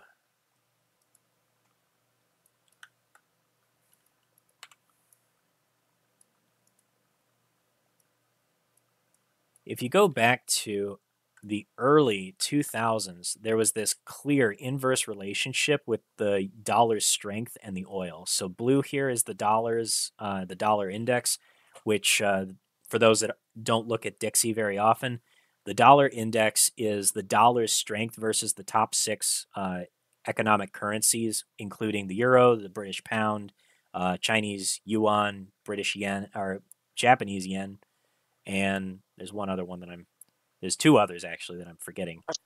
Australian dollar, I believe. Yeah, Australian dollar is one of them. But anyhow, what we typically see is the dollar. What we used to see was that as the dollar weakened, oil would get stronger. And this was because the United States was a net importer of oil. But ever since the mid-2010s, we actually became a net exporter of oil. And the United States recently achieved 90% self-sufficiency for its fossil fuel consumption. And ever since then, they started to actually begin moving together. And I believe that was around, keep me honest here, Persephone, if you're listening in, but I think it was around 2018 or 2016 or so that the United States became pretty much equilibrium with its oil consumption. I don't think she's here. But that change of relationship means that as the dollar gets stronger, oil tends to get more expensive. And vice versa. As oil starts to get more expensive globally, it improves the dollar situation because investors are bringing money into the U.S. dollar and that makes things more expensive in the world. So anybody who is a net exporter of oil, especially from the United States, where we have most of our refineries in Houston, Texas, and the Gulf of Mexico area, that actually adds to the strength of the dollar. And we see this relationship playing out. And what we've had recently was, as the dollar was having this little dip, we actually had a big divergence in oil. So the oil price per barrel tanked very recently since May. And I actually think that the dollar is only going to be heading further up. So this is going to put some upward pressure on oil, and I'm actually anticipating a bit of a V-shaped recovery in oil. Ways that you could play this is to look at stocks like ExxonMobil or Chevron. That's XOM. XOM has been setting up a nice bear flag that I was looking at. I referenced this in my video from the other day, but oil has sold off a bit, and this created some downward pressure for Exxon. But Exxon made a nice recovery and tested the top of this flag and basically formed it. So now that we're seeing this nice big wave of pressure coming into ExxonMobil, I think that we may actually see Exxon surge if we get a big bump in the price of oil per barrel. And you could look at Chevron too. It's got a very similar setup. Yeah, what's up? I was going to mention Endo. Endo. All right. Yeah, we can take a look at Endo.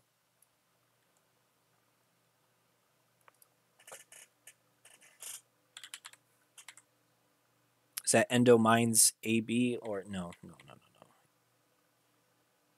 There's ENDP and there's Endocan Corp on the OTC markets. I think he means Indigo, November, Delta. I'm sorry, it's INDO. INDO. Okay, Indonesia Energy. Okay. All right. Interesting. All right, so I've been looking at this one quite a bit. Yeah, I've been seeing some strength in their stock price as well. Let me move oil. I think they have earnings coming up too. Interesting. We're starting to see some buying coming back into this one. I can see a diamond pattern forming as well. This diamond reversal.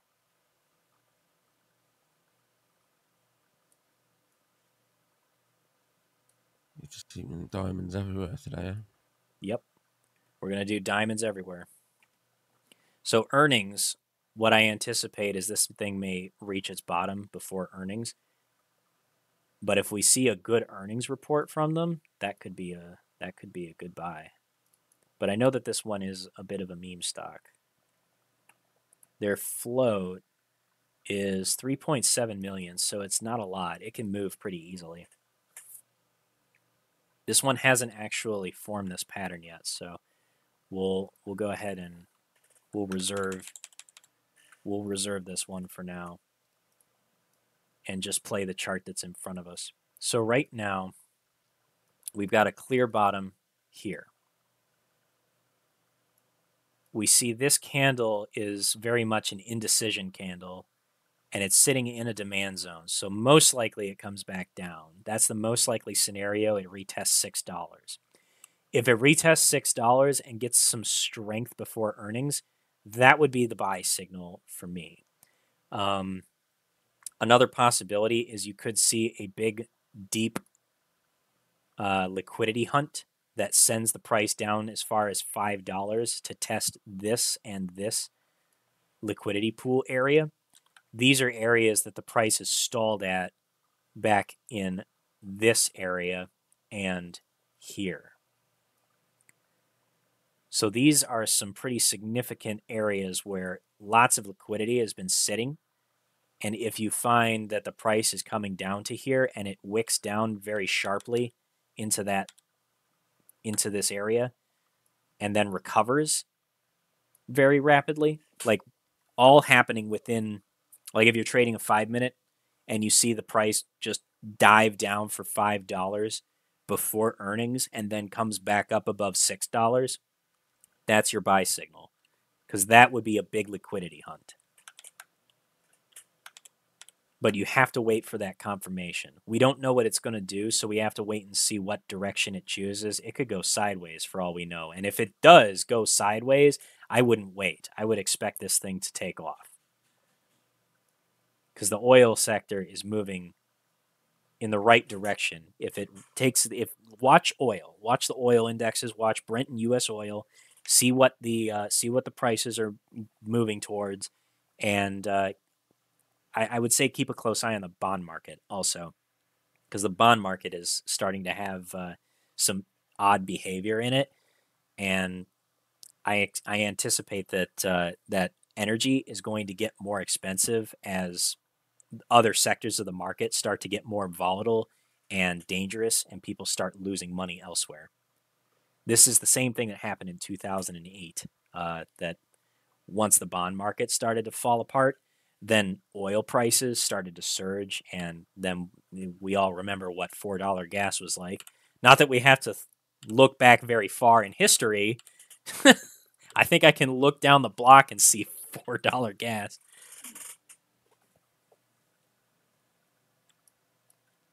But that's what I'll be looking for. So I don't my remember likely it ever being that cheap. Well, what's that? I don't remember it ever being that cheap. Oh yeah, you're in because England was doing, what is it, like 8? Is it like 8 quid per gallon or 8 quid per liter? It's not that much a litre. At the moment, it's like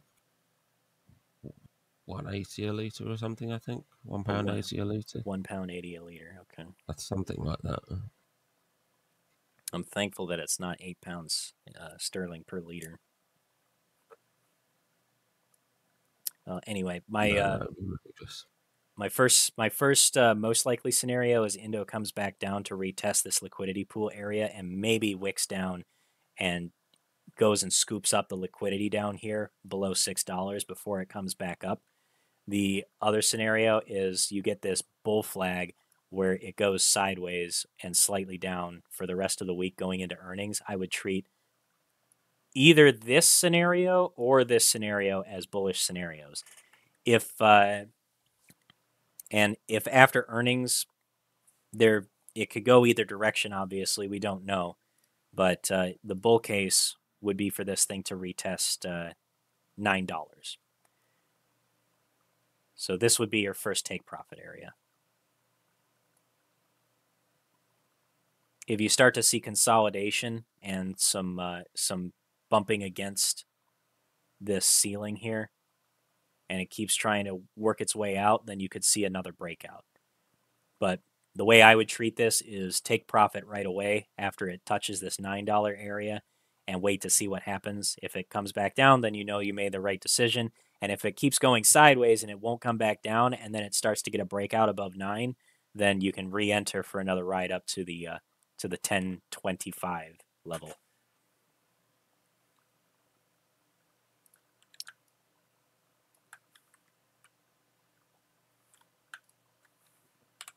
Hopefully that gives you a good plan going into next week.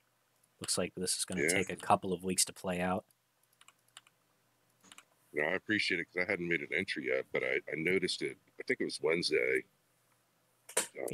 Yeah, the big. It's an interesting play. I'm very bullish on oil right now.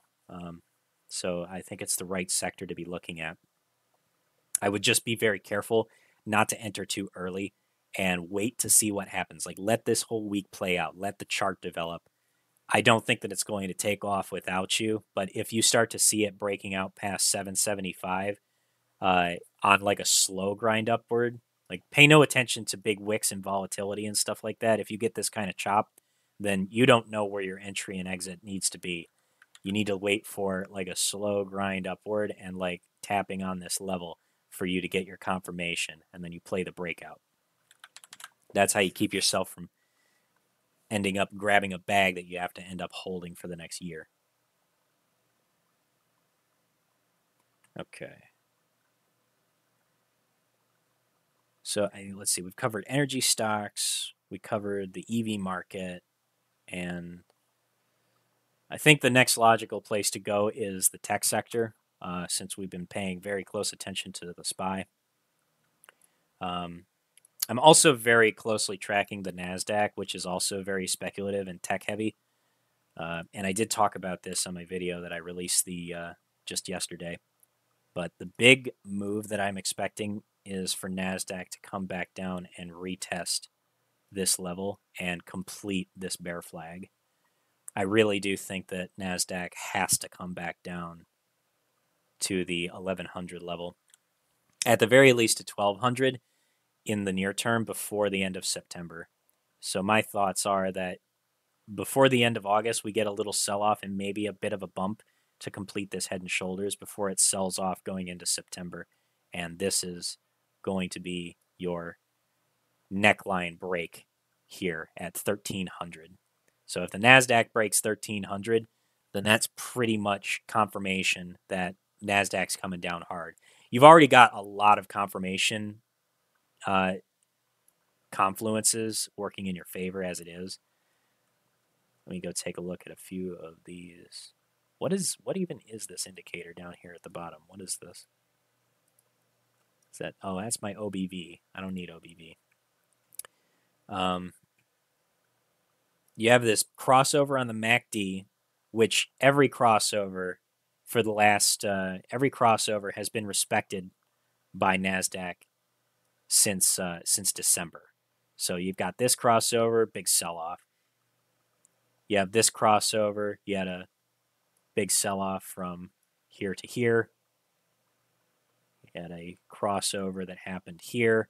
It was a little bit late, but you sold back off to the bottom here and retested 13,250.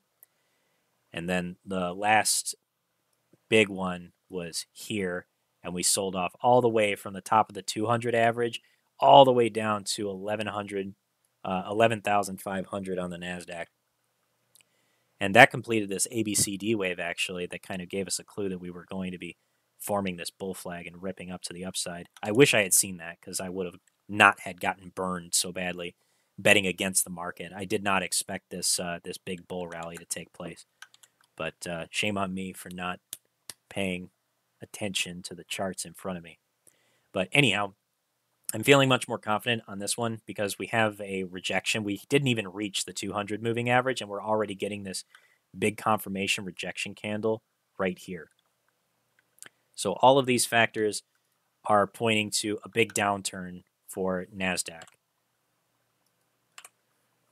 So as things currently stand, this is telling me that the tech sector overall is way overvalued. So SPY and Qs are the bet here. With this cross below the 20, or I'm sorry, this is the 9. This is my 9 average. The 20 is right here. Once it crosses below the 20, it's going to start coming down fast, and it's pretty much too late at that point to get a decent entry. I would be playing the Qs down to the first take profit being this 50-period smooth average. So around 300 or 305 would be the first take profit area, and then a secondary take profit area at around $280. You could leave a runner down to this area and see how it goes. And the timeline on this bet is all the way out till the end of September.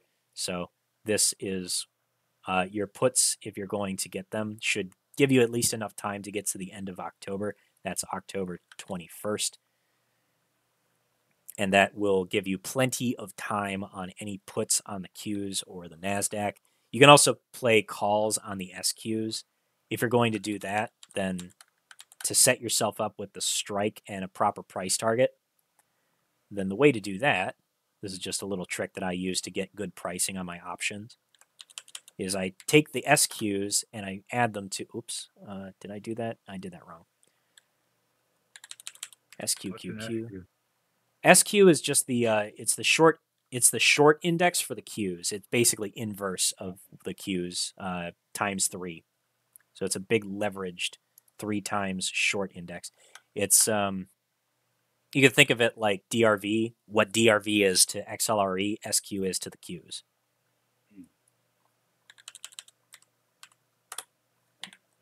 So here's our SQs. What I do is I invert the SQs and then I match their scales.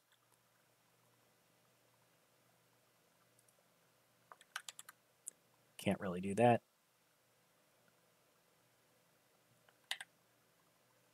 But what I can do is I can match their scales visually. There we go. So this is pretty close. It's not perfect, but it's pretty close. And this gives me a good estimate of what price to get my options for SQs.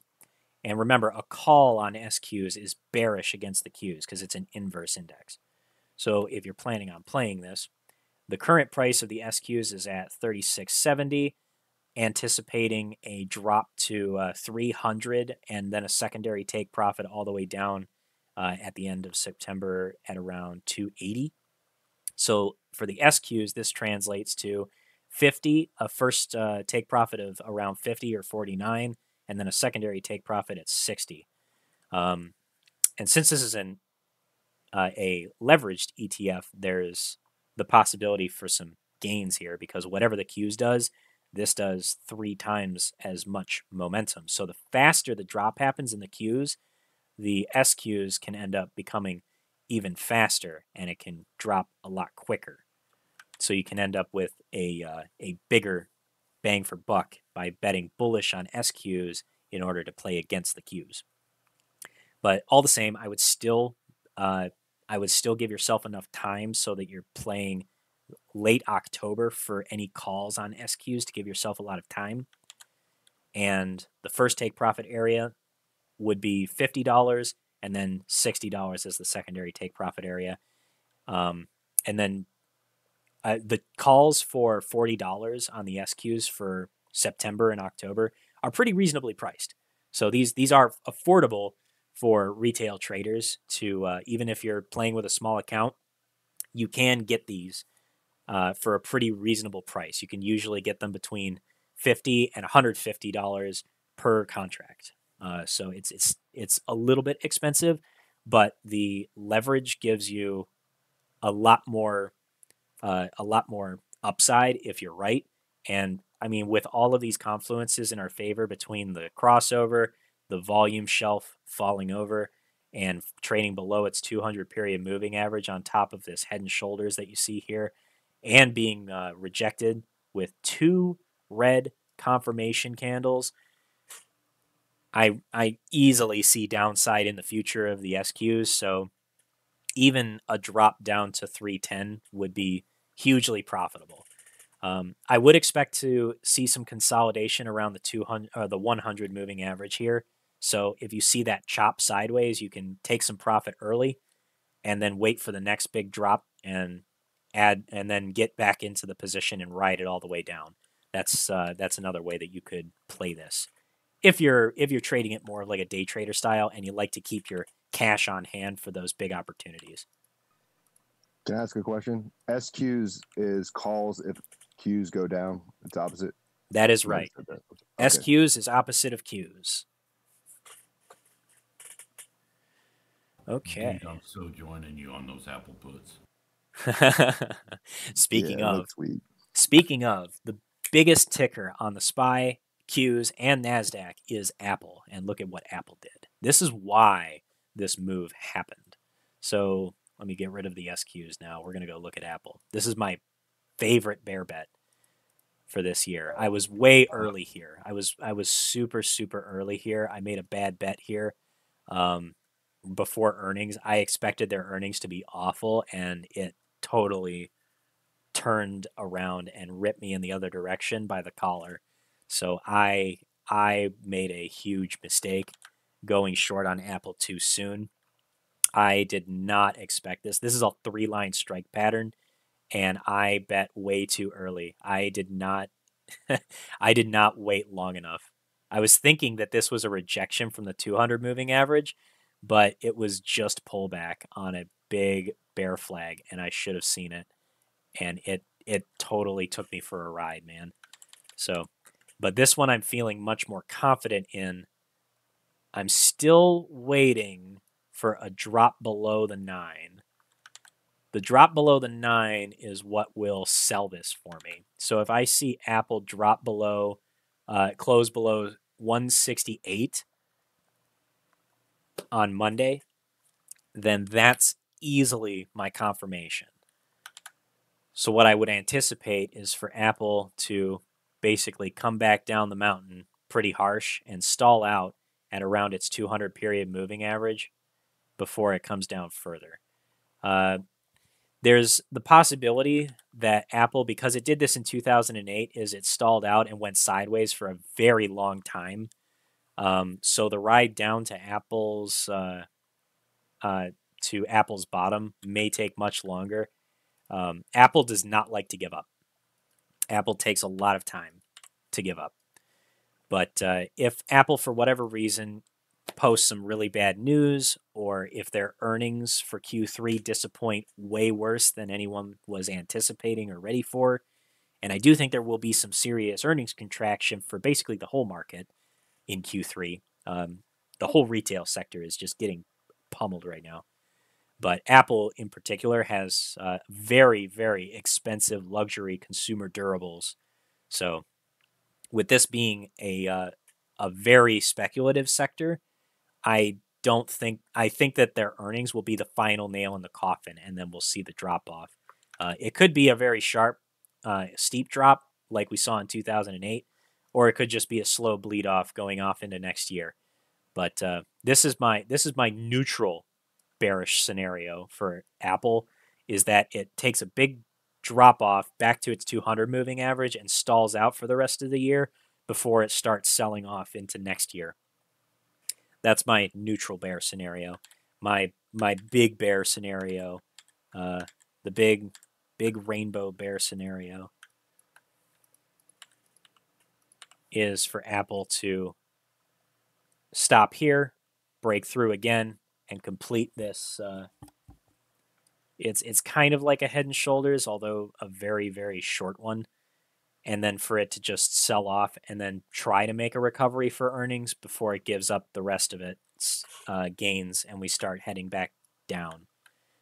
For me, the bottom on Apple, although I don't know exactly when it will be, for me, the bottom is $80. This is where I feel that Apple is heading back to its pre-pandemic highs.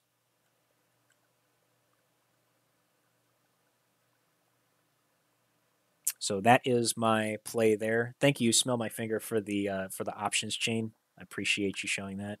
I'm just going to show this on my. I'll just show this on my screen here for the YouTube land. But there's a very, very large chain on Apple for October puts. October is a pretty rough month for all the tech sector. The fall season is not. The fall season is not the best for basically any electronics retailer, although we may see a holiday rally. That is one possibility that I should account for here.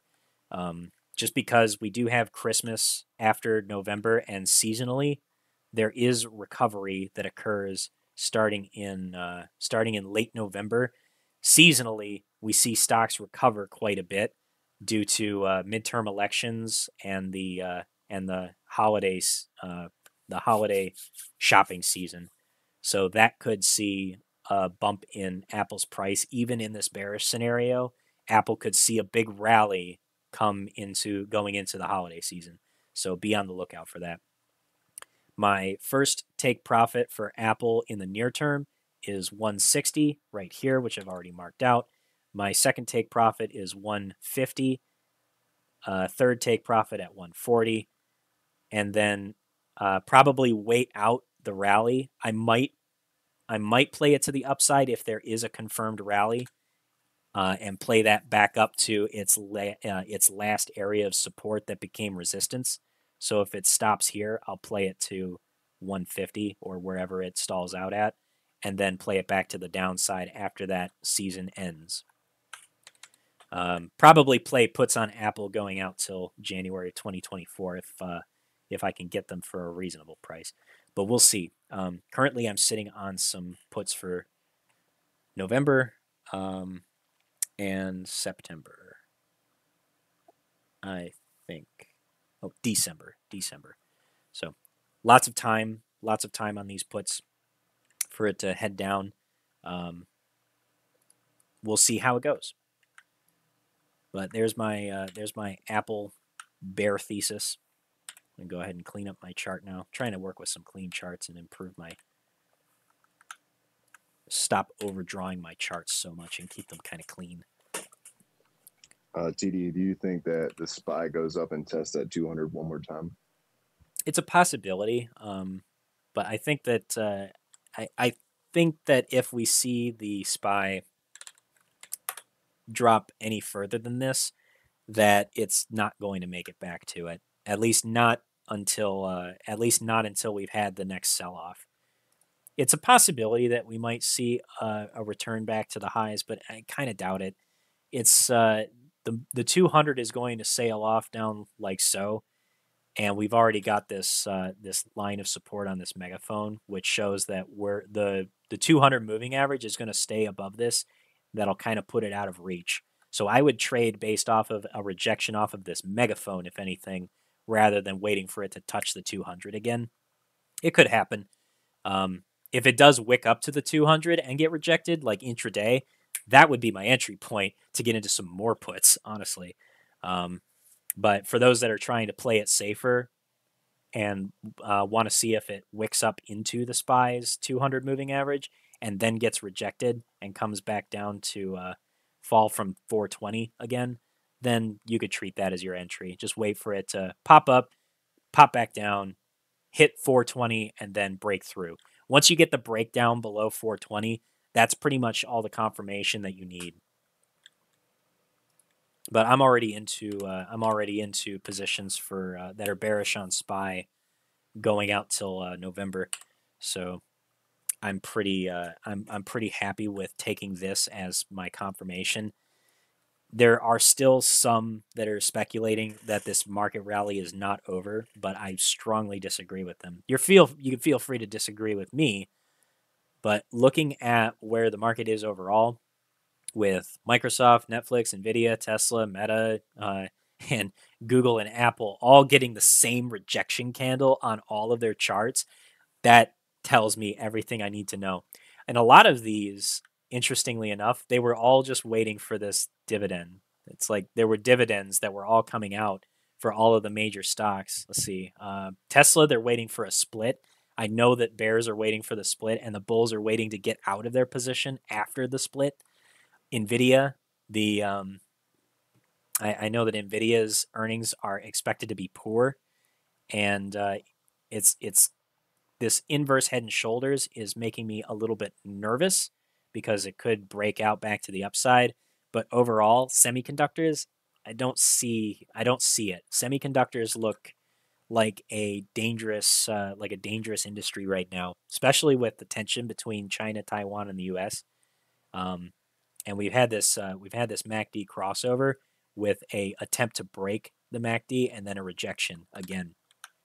So zooming in on the MACD really quickly so that you can clearly see this. The Nvidia, and this is a good lead for the entire semiconductor, but we can take a look at the stocks after this. But the breakdown in the MACD and then a test and then rejection, that pretty much confirms it for me that Nvidia is heading back down, and that tells me the market is pricing in a bad earnings. So we'll see what happens, but I don't think Nvidia is going to have a good time next week. Since I mentioned it, we'll take a look at the SOX semiconductor index really quickly. It's basically identical to Nvidia's chart, and you see the same crossover and rejection on the MACD. And you've got a lower high on the RSI. The RSI formed a head and shoulders itself. So this is a double topping formation right here off of a huge, huge rally. Like, this rally was magnificent. So that tells me everything that I need to know. I'm basically calling in for semiconductors to drop off going into the third quarter earnings season. And then by the end of September, I think we're going to be right back to 2,400 on the SOX. I don't think semiconductors is going to make it anywhere near back to its 200 moving average for a while. Is that the bearish diamond pattern there? You know what? You could argue it's a bearish diamond pattern. I'm just calling it a double top though, or you could call it a two-headed head and shoulders. It kind of looks like a two-headed head and shoulders, doesn't it?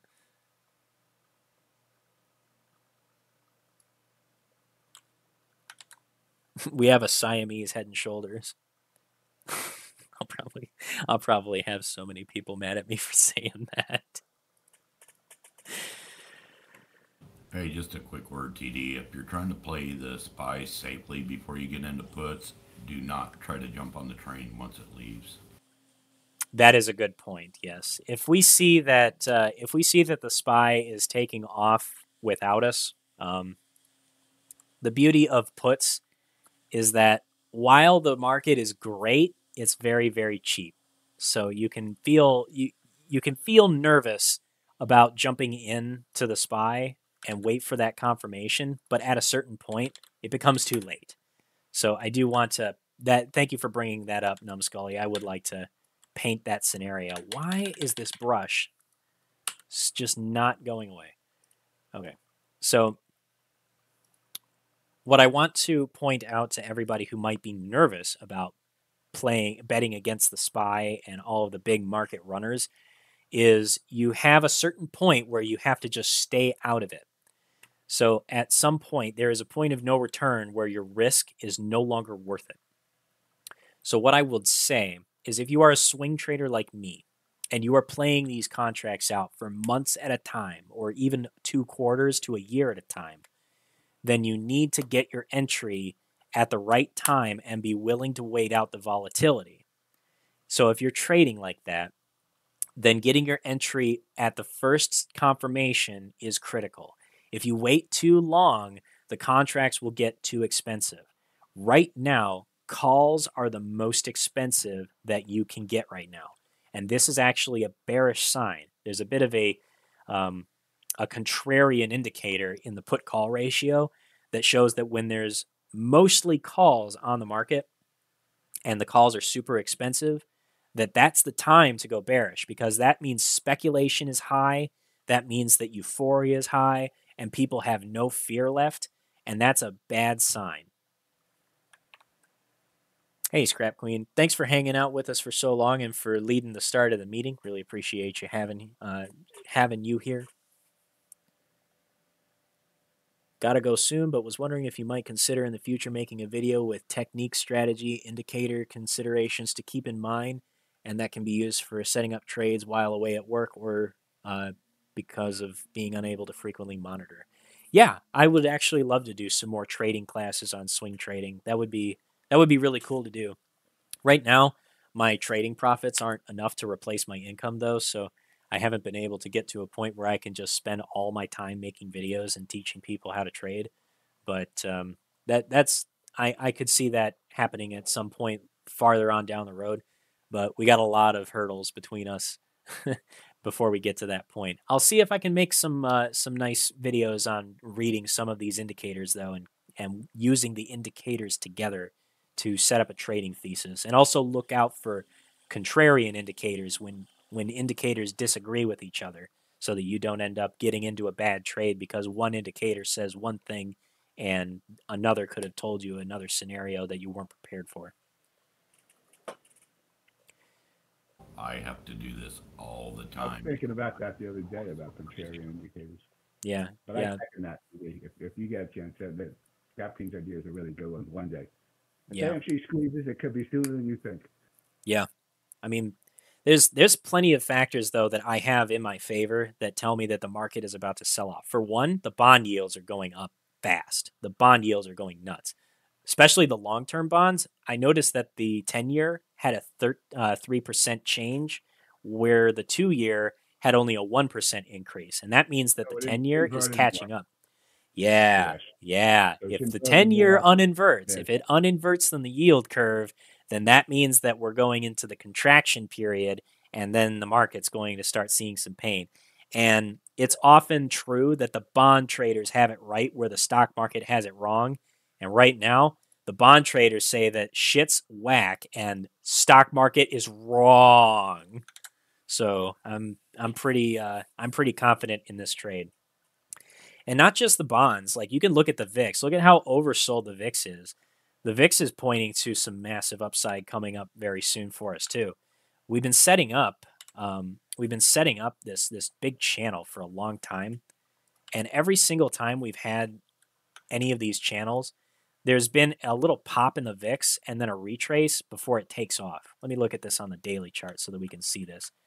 But one of the things that I've been looking for on the VIX are harmonic patterns and the initial setup for the harmonics, because these harmonics show up every single time on the VIX. Like this one, this is another bat pattern. It's not drawing it, but it's there. Trust me. Just trust me, bro. But this bat pattern, it's there. And what I'm looking for is the setup of the bat pattern, which shows a higher high, or in this case, we have a lower high on the VIX, and then a big drop in the VIX. And then we have a big pop and then a retest of the low. And when that fails, then the VIX takes off.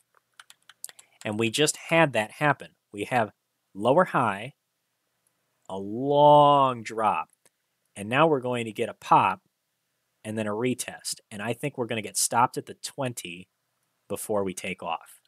And I'm actually thinking about playing the VIX. I normally don't play the VIX. Some traders love to play the VIX, but I've avoided it for a long time. And this time I'm actually thinking about it, because so many traders, they look for this volatility to happen and they get disappointed and they end up just funneling their money into this volatility that never comes. And the fear just doesn't enter the market the way they think it will.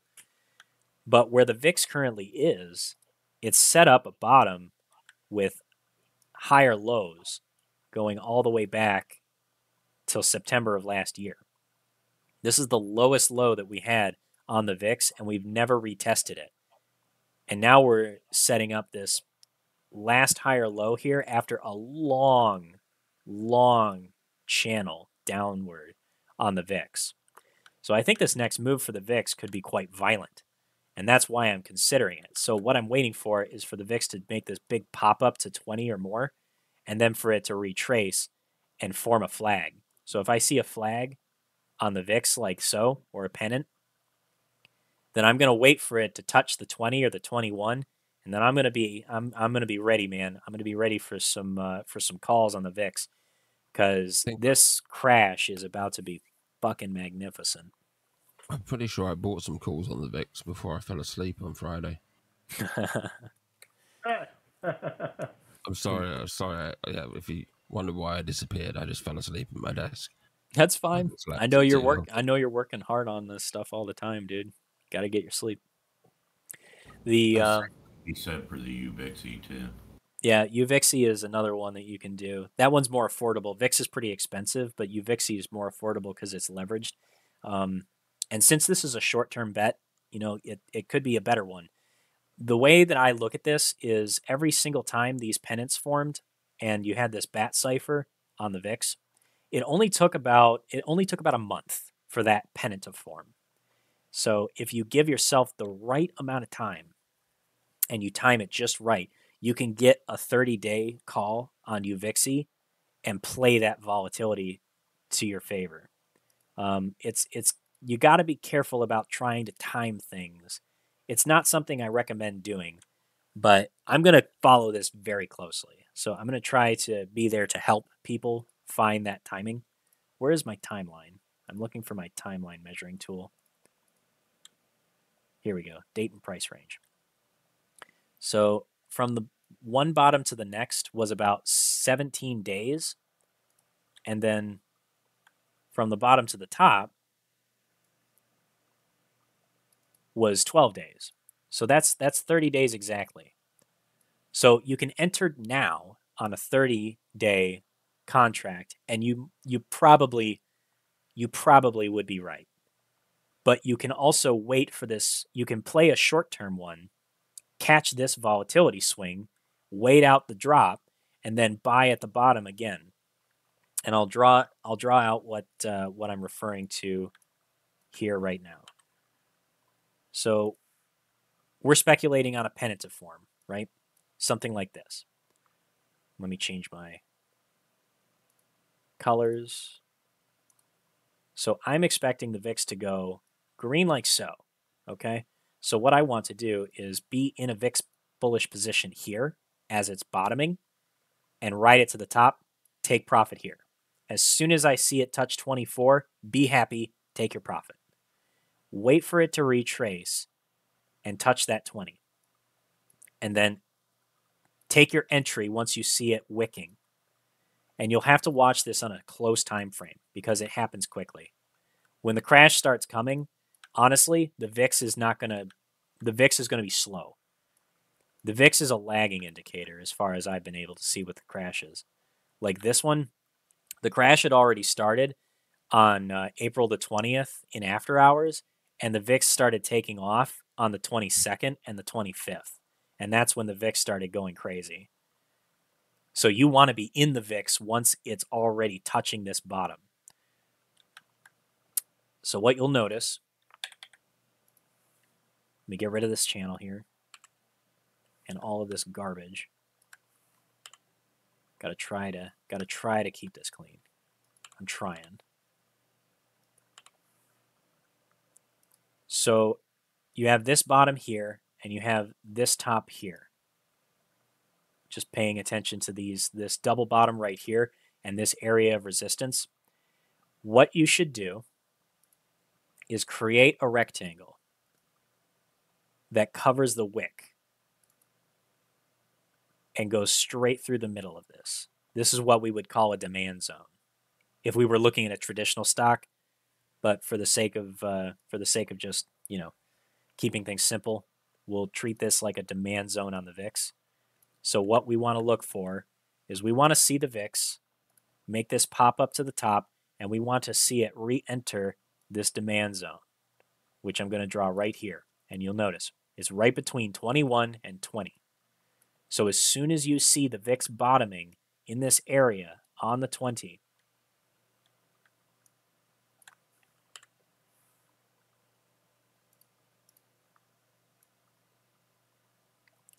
you'll see some bounce here.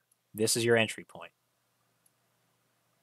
Once you see that bounce and it starts to move back up, the move is going to come quickly and it'll take off. So you have to get an early entry on the VIX. 20 and below is very bearish for the SPY. When the VIX is that low, that's bearish for the SPY. And right now, the VIX has been tapping this low and forming higher lows consistently, like I was saying earlier. So when the VIX starts to rip early, we'll expect some pullback in the market, and then people will buy that dip naturally, and that's going to bring the VIX down. And when people bring the VIX down and bid up the market, when people start buying the dip, that's when you go long on the VIX and short on the market.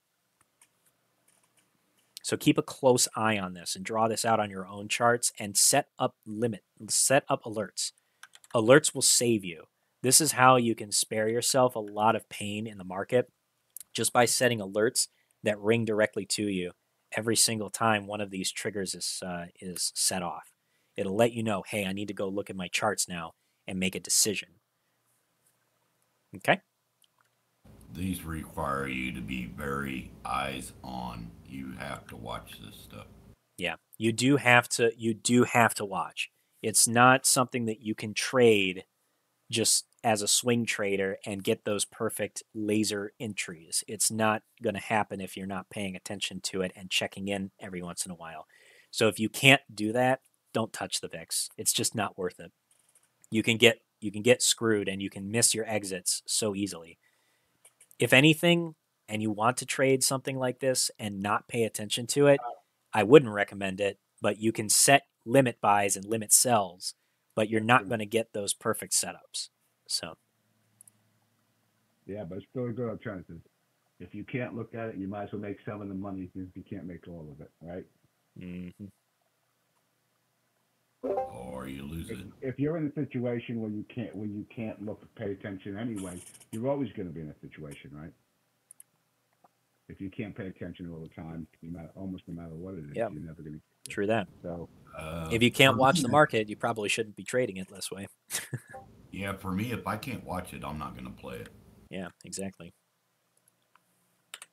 I know that there are those swing traders out there that are like, I just need to be able to like get a decent entry exit and just set my take profits and stop losses and then just close my chart for the day.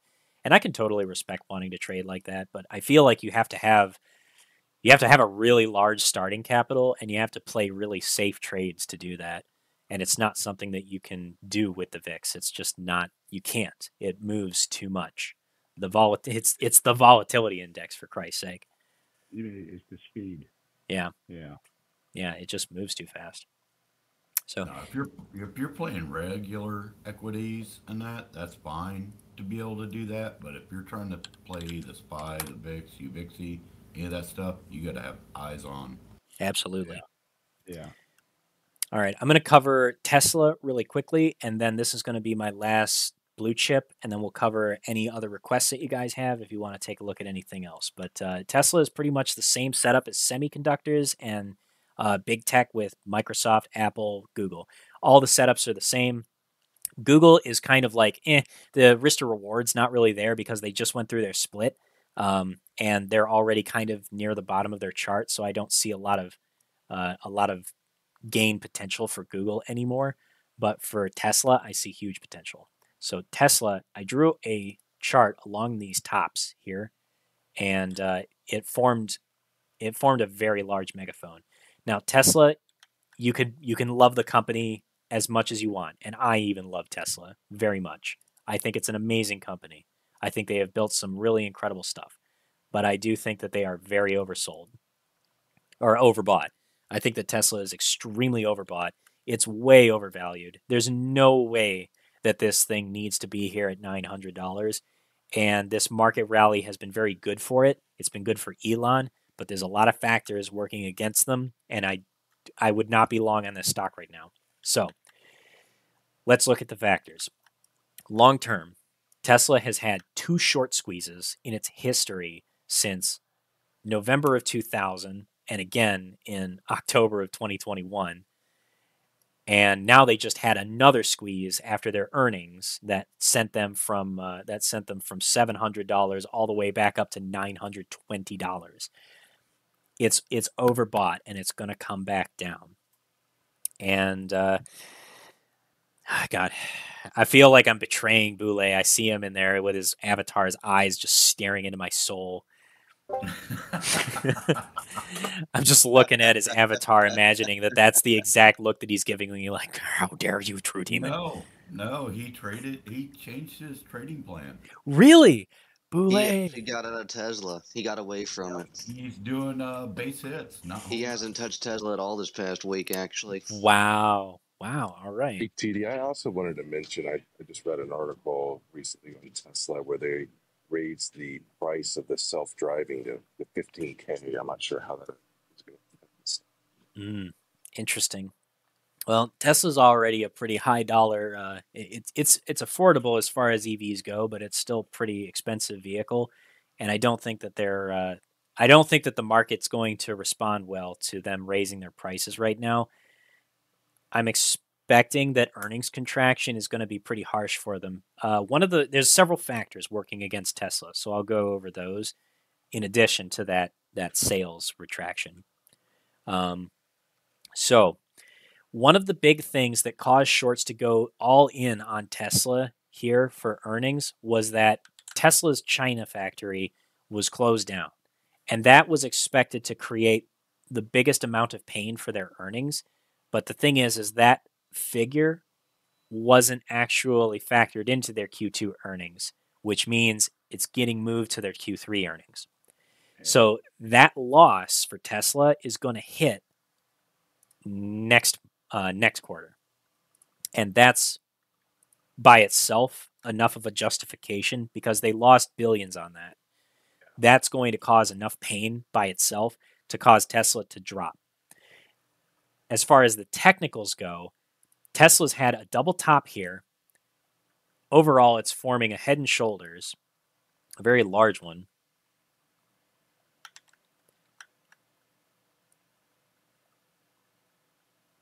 And I'm expecting that Tesla, after the split, is going to get decimated. I know that investors that are bullish on Tesla want their shares. So if they're holding on for this split, they're holding on with the intention to ride it out. But I think that the sell-off is going to come early, and as soon as the split happens, then they're going to start bailing out because they see pain in the market and their shares are not going to be worth as much.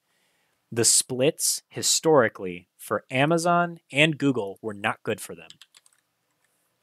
Amazon had a great earnings, but the split itself created a big sell-off. It happened very quickly. There was a big surge in price leading into the split, and then it sold off immediately afterwards.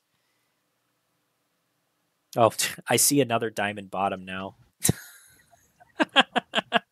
There's a diamond bottom on Amazon. Wow, I wish I had seen that. I would have traded Amazon to the upside even more for that. Ugh, God. I'm learning things every day, guys. See, I learn stuff. I learn stuff every week too.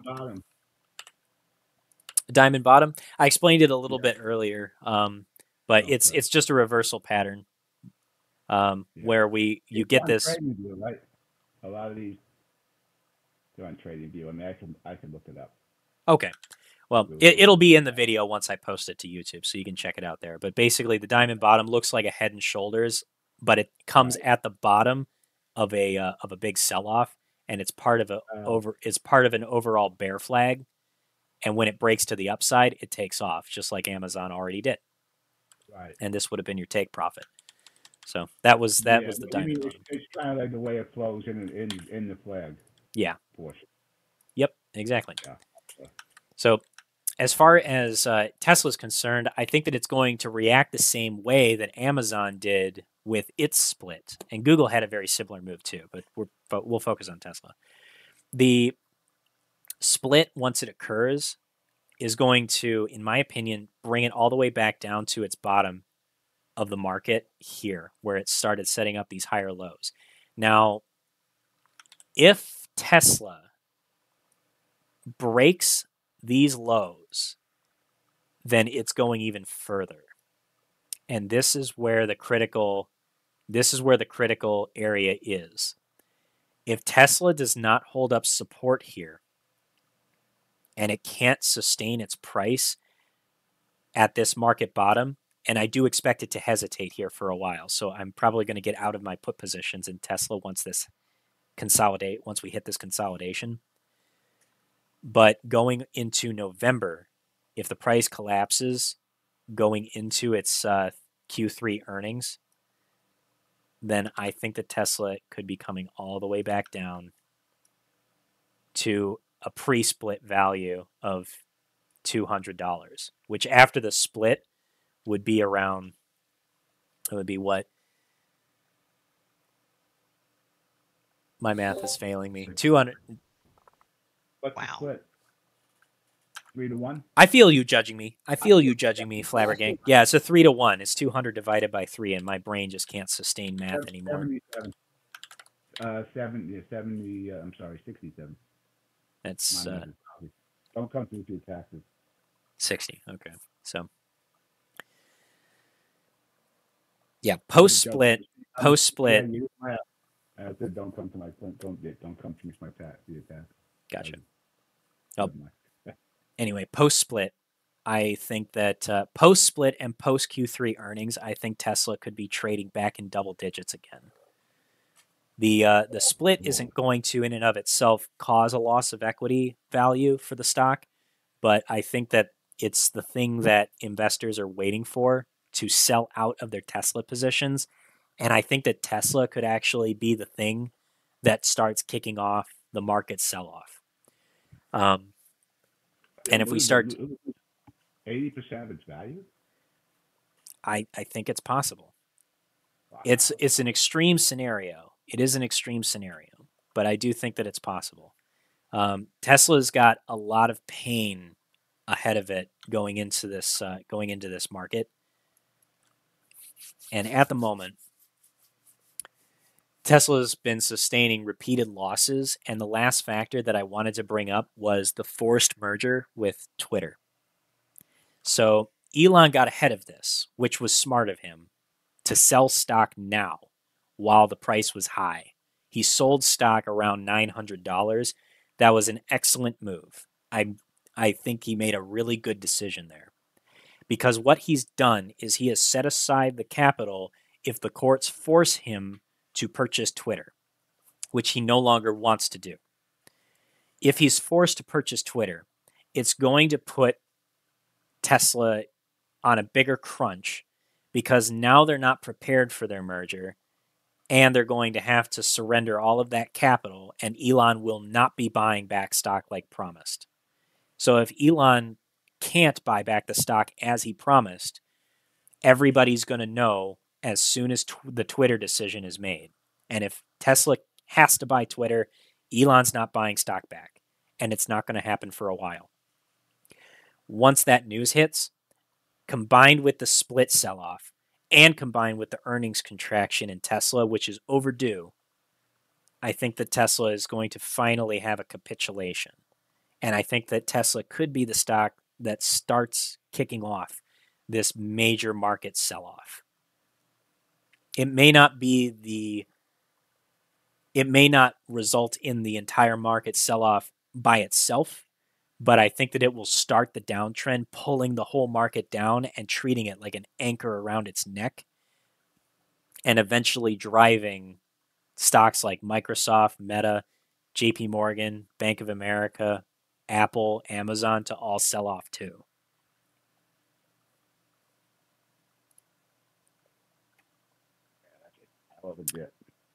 Okay. I just see. I saw that message from Boule. Apparently, Weeble called out a continuation wedge, which is bearish. So this is another pattern. I have not actually used this pattern before, but I see it. So the continuation wedge is like this.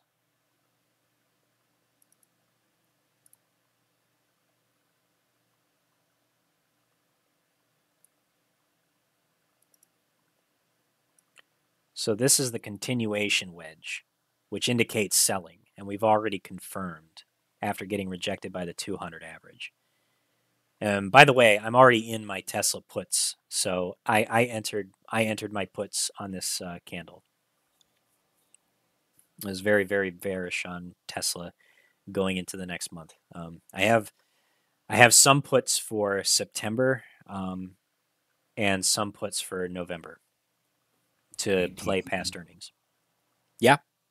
Boule just brought up a good point. Calls on TSLQ.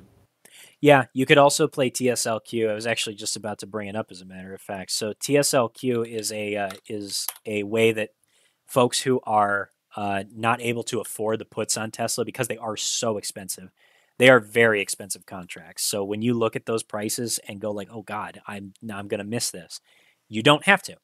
TSLQ is a bearish ETF that inverses Tesla, and I think that it could actually end up doing very well.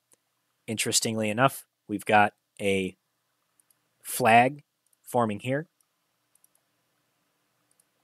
which is beginning to show some strength. It's very early off in its charts, but you don't even have to look at the technicals on TSLQ. You can just get into TSLQ based on the Tesla charts. So TSLQ does the opposite of what Tesla does, just like DRV does the opposite of XLRE, just like SQs does the opposite of the Qs. TSLQ does the opposite of Tesla. So if Tesla starts crashing, TSLQ starts squeezing. That's how that chart's going to look. So you can get into TSLQ for as far out as November. It's not a very liquid ETF, but I expect it to get very liquid very quickly if Tesla starts taking off to the downside. And right now you can see that we've got three. This is actually interesting. I've been using directional volume, and I see these three soldier candles on a rising RSI for TSLQ. That's bearish for Tesla. Very bullish for TSLQ. Very bearish for Tesla. So each of these factors are playing to the favor of bears taking control of Tesla's chart.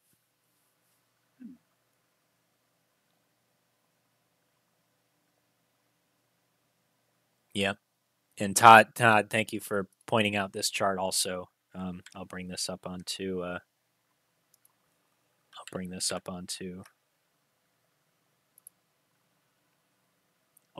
for the YouTubers out there.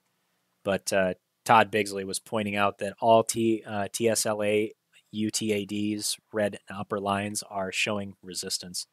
So these are additional technical indicators that are showing a major area of resistance and consolidation here. There's too many factors betting against Tesla. The earnings contraction hasn't hit it yet, that every other stock on the SPY has felt. The energy crisis is about to hit. There is going to be an even bigger chip shortage if China goes to war over Taiwan. There's going to be major economic implications for that, even outside of the semiconductor industry, that's going to affect shipping, and it's not going to be good. It's going to make lithium harder to obtain because tons of lithium comes from China and from the South China Sea through Australia and South America. It's going to hurt shipping all across the board. China is selling off its U.S. treasuries at a very rapid pace, which is, I think, part of why the bonds are going up, why the bond yields are going up. But that's an aside. As far as Tesla is concerned, I think Tesla's coming down, and there's no factor for Tesla that I can find that spells out a bull scenario. I think the best case scenario is that Tesla sells off and stops selling off here. This, for me, is the bull case for Tesla. I think at best, Tesla stays here and holds its trend, and it finds a bottom here somehow. But I find that to be the least likely of any of my scenarios, because that means it still has to survive its split sell-off, and it has to survive earnings contraction for 3 months. I don't see it happening.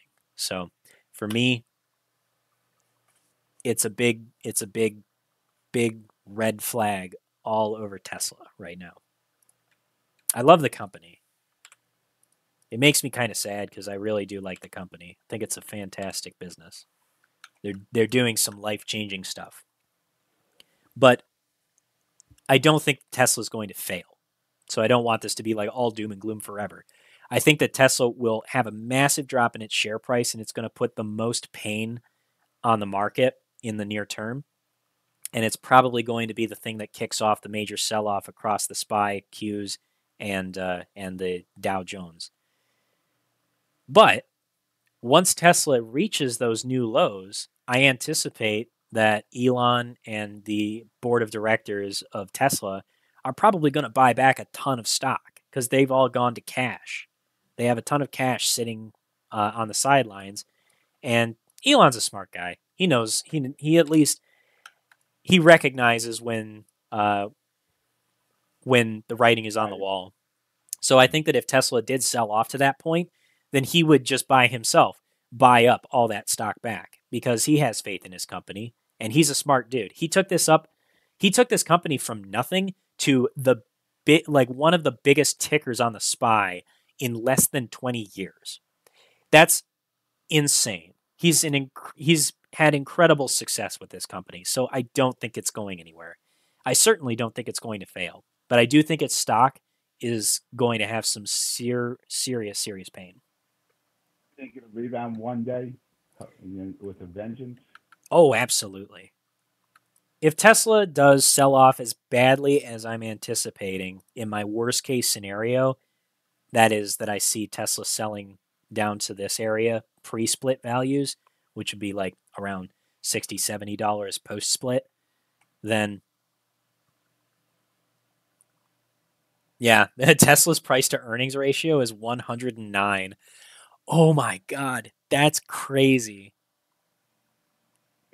That's crazy. I don't think I've actually paid too much attention to, I have not paid too much attention to price to earnings ratios, but I have to say that that's one of the largest figures I've seen. That by itself tells you that Tesla's overbought. Okay. I'm done ripping on Tesla. I have to go in 3 minutes, but does anybody have any last requests or questions? AMC. I mean, I don't want to. So, just curious because that's obviously probably one of the more exciting things happening tomorrow. Well, I did a video on it yesterday, and I covered it a little bit in the beginning, but my statements haven't really changed. I would say be prepared for the price to open as far low as $8 for AMC and APE. Just be prepared for that scenario. I also think it's very possible. I had a specific question, but go ahead. Go ahead. I was going to say, I called my brokers in that last week, and I asked them about hypothecation. I want to see like what the possibility was of naked shares, and I have Schwab and Fidelity. They both told me that they absolutely do not hypothecate, and they always match up a share, a loan share to a short share that share. So I was just curious if you believe them. Or you think they're basically lying that they are hypothecating? Because if they're two of the biggest, so I'm assuming if they're not, then it throws a little bit of cold water on the. No, I don't. I don't believe them. They make way too much money in the lending, and what are they going to say? Yes, because then they're breaking the law. Like, what are they going to say? Are they just? They're not going to admit that over the phone to somebody who just calls in, like, "Hey, are you rehypothecating shares?" No, they're not gonna tell the truth, even if they are. And if they aren't, I'd be shocked because Schwab is Bank of America, isn't it? I don't know. I don't remember. Who owns Schwab? So a lot of people who, I guess, we're seeing are placeholders right now. We may be very surprised come Monday that we don't really have the shares in our account after all. Oh, Schwab is owned by Toronto Dominion Bank. I didn't know that. Yeah, neither did I. Schwab put out placeholders, so it looks like you have APE in your position, but come Monday it may be very different than if that's the case. Yeah. Well, Charles Schwab, knowing now that knowing that they are based from the Toronto Dominion Bank, I still don't know that I believe them, but I at least believe them more than JP Morgan Chase and Bank of America, which isn't saying much. But all the same, I think that the real culprits here in this situation would be the banks of Bank of America, Morgan Stanley, and JP Morgan Chase. And Goldman Sachs. I would think that those are the biggest guilty parties. Goldman Sachs being the biggest, actually. Honestly, Goldman Sachs is the shadiest and the most crooked of all of the bankers. I really think that Goldman Sachs, by themselves, could be the whole nexus of evil for this entire saga, as far as I know. They're historically responsible for every single nefarious, fraudulent act that resulted in a major market collapse going all the way back to 1929. When they created a bunch of investment trust corporations, and it was like the first big stock market pyramid scheme, which is hilarious. It's like they started off the market crash of 1929 because of a stupid pyramid scheme. It's hilarious. It's like Goldman Sachs is the bellwether of death for the entire market. Yeah, I think didn't you put like a link out? I think I saw that video that you put a link out at one point, like a couple months ago or something.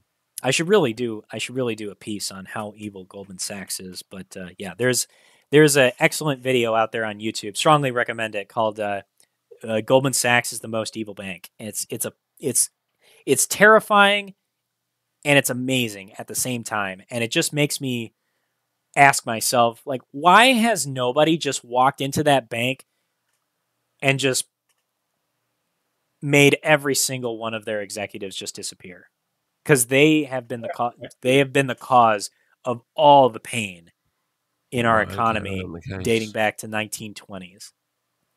Ryan Cohen needs to get on the case there, maybe. I wonder what everybody thinks about Ryan Cohen, what he did, if that was like. Well, I went back to the beginning. Like, I love Ryan Cohen. That's why I fell asleep, because I was reading through pages and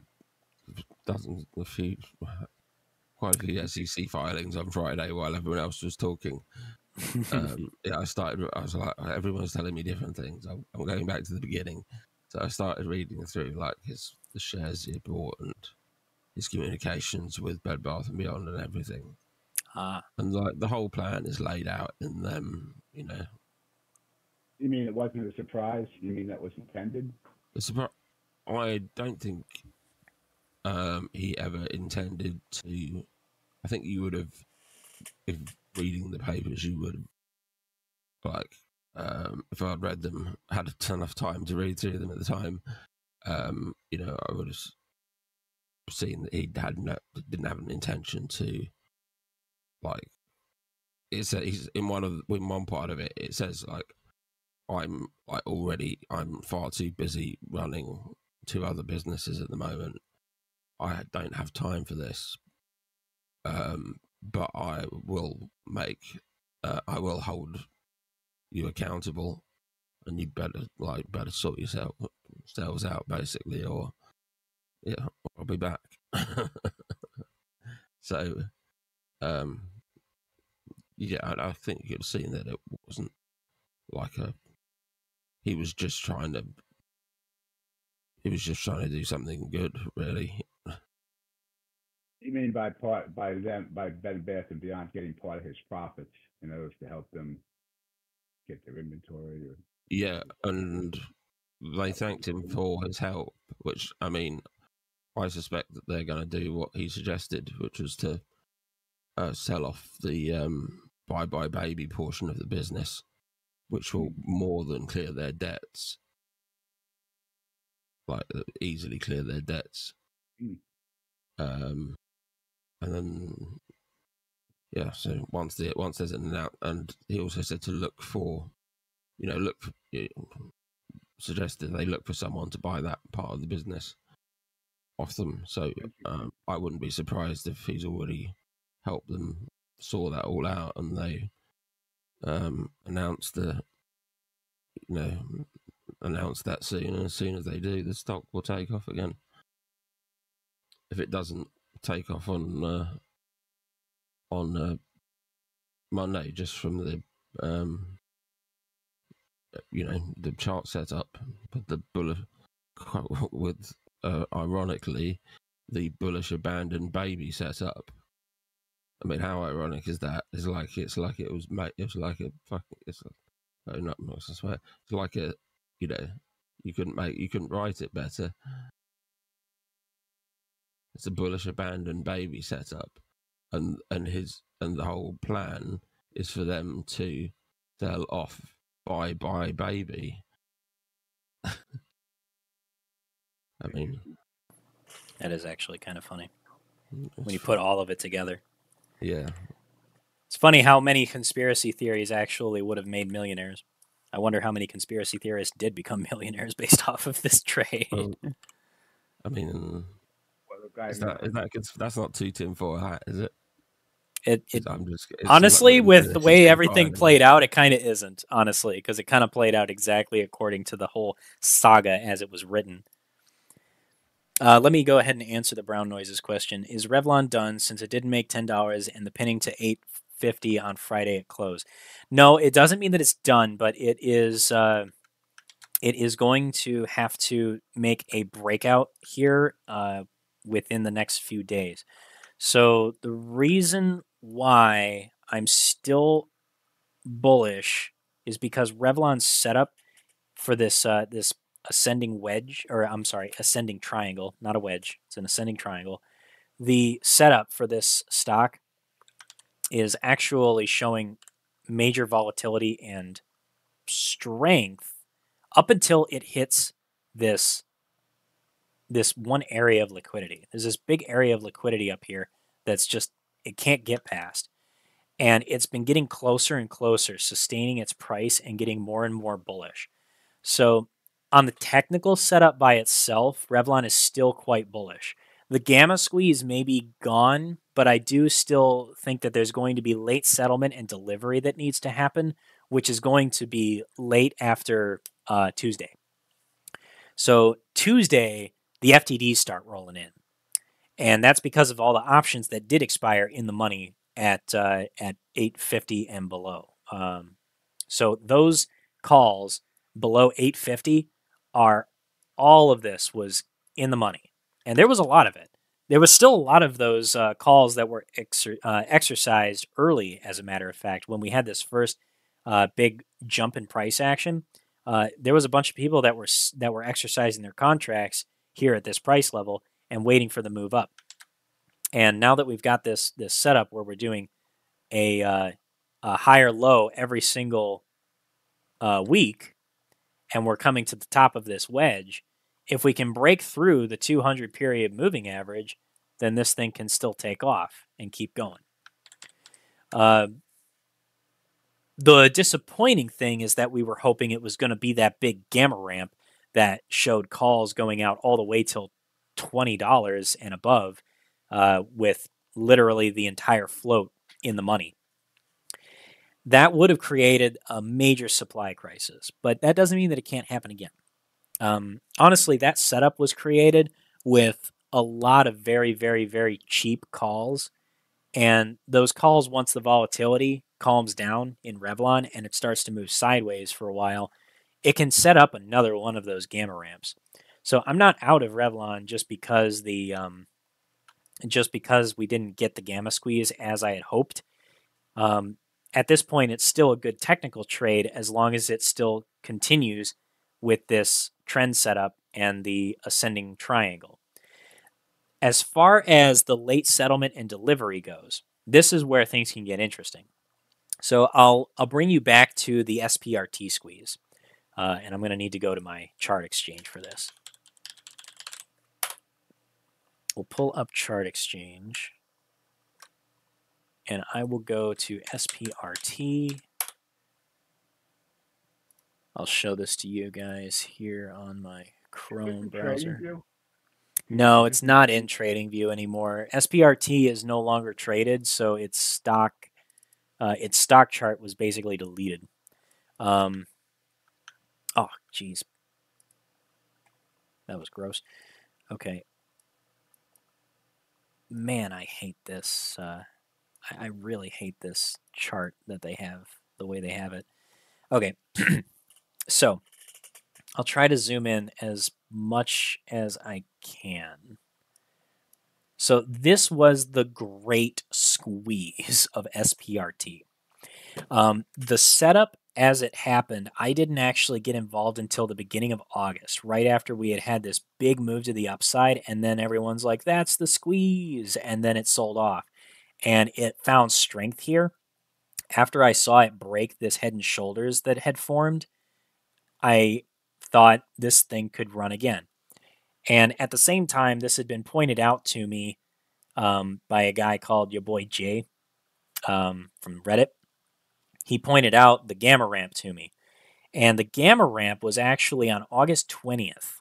So the biggest gamma ramp was on August 20th. And what happened was SPRT had a huge amount of calls that would have been expiring in the money at $10 and above. And at that time, the stock showed a tremendous amount of strength. By the time that August 20th had rolled around, more than 50% of the float had expired in the money, but there was still even more way up at $12.50 and $15. Above 10, 100% of the float would have been in the money for that week. What ended up happening was after the Friday close on August the 20th, they managed to pin it down just below that area where the majority of calls would have been able to be exercised. So they were able to save themselves for that week. But then what ended up happening was the following week on Monday and Tuesday, it started to squeeze by itself because of all the late settlement. And what happened was SPRT was getting huge failures to deliver because there weren't enough shares in the market at the time to deliver all of the calls that had expired in the money, even though it wasn't the full 100%. And then the next week after that, on August 27th, there was enough calls expiring in the money to put the entire float in the money. So it forced the market makers to buy every single share and start closing those calls. They had to buy back those calls and close them out as fast as possible in order to prevent this going any higher. And then the FOMO took over and it just went ballistic. But in actuality, the SPRT gamma squeeze started because of August 20th, before this huge move came. And that's when, after that week, that Friday, was when 100% of the float was in the money.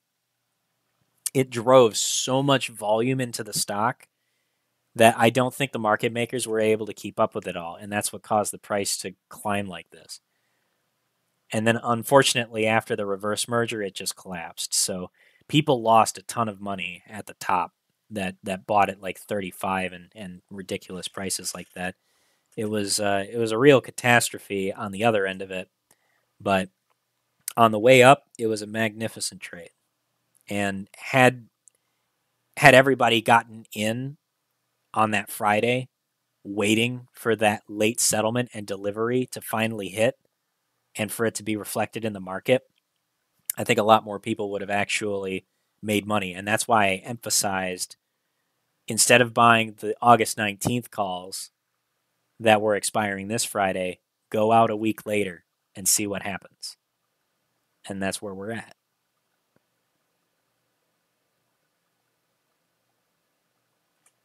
So I'll go back to my trading view really quickly, and then I gotta go. Was SPRT a monthly? SPRT did have monthlies, yeah. Was that was the T2, expiration? That was when it was the T2 after the monthlies had expired that it caused that squeeze. So I'm gonna go ahead and pull up my trading view chart and show how the setup resembles SPRT. The difference between Revlon and SPRT is that SPRT had a long buildup where it was slowly inching upwards, and then it had this move, whereas Revlon was a big sell-off and then bankruptcy notice, and then shorts doubled down, and then the economic relief came in for SPRT, and it backfired on them, on the shorts. So this triangle on Revlon is very, very similar to the cup and handle setup that SPRT had. The only difference is that you don't have the history of a long uptrend behind it. SPRT was an interesting situation because it was a .com company that had failed during the .com bust, and they sold off from hundreds of dollars per share down to where they were currently trading at that time at like less than $2 per share.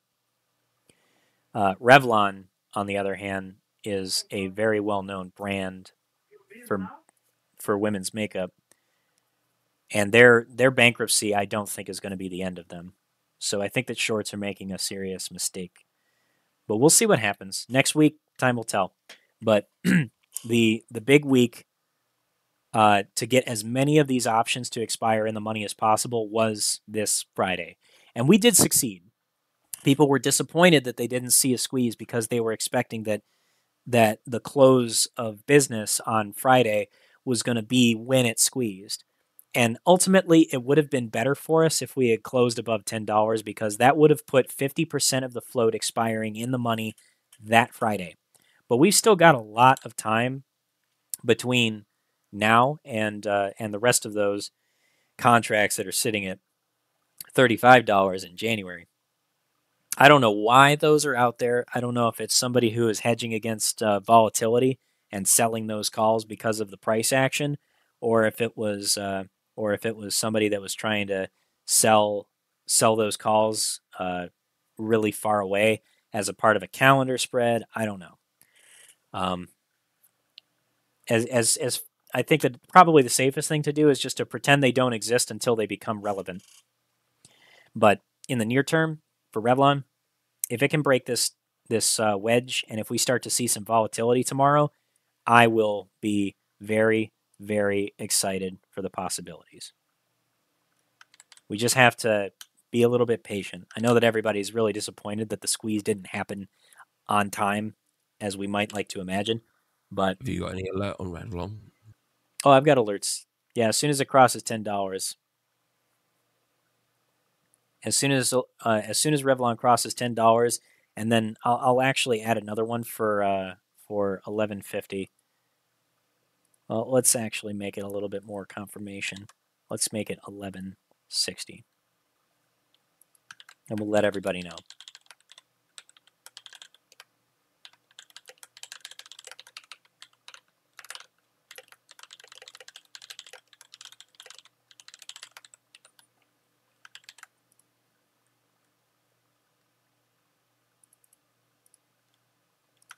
I'll make sure that this one is marked out too.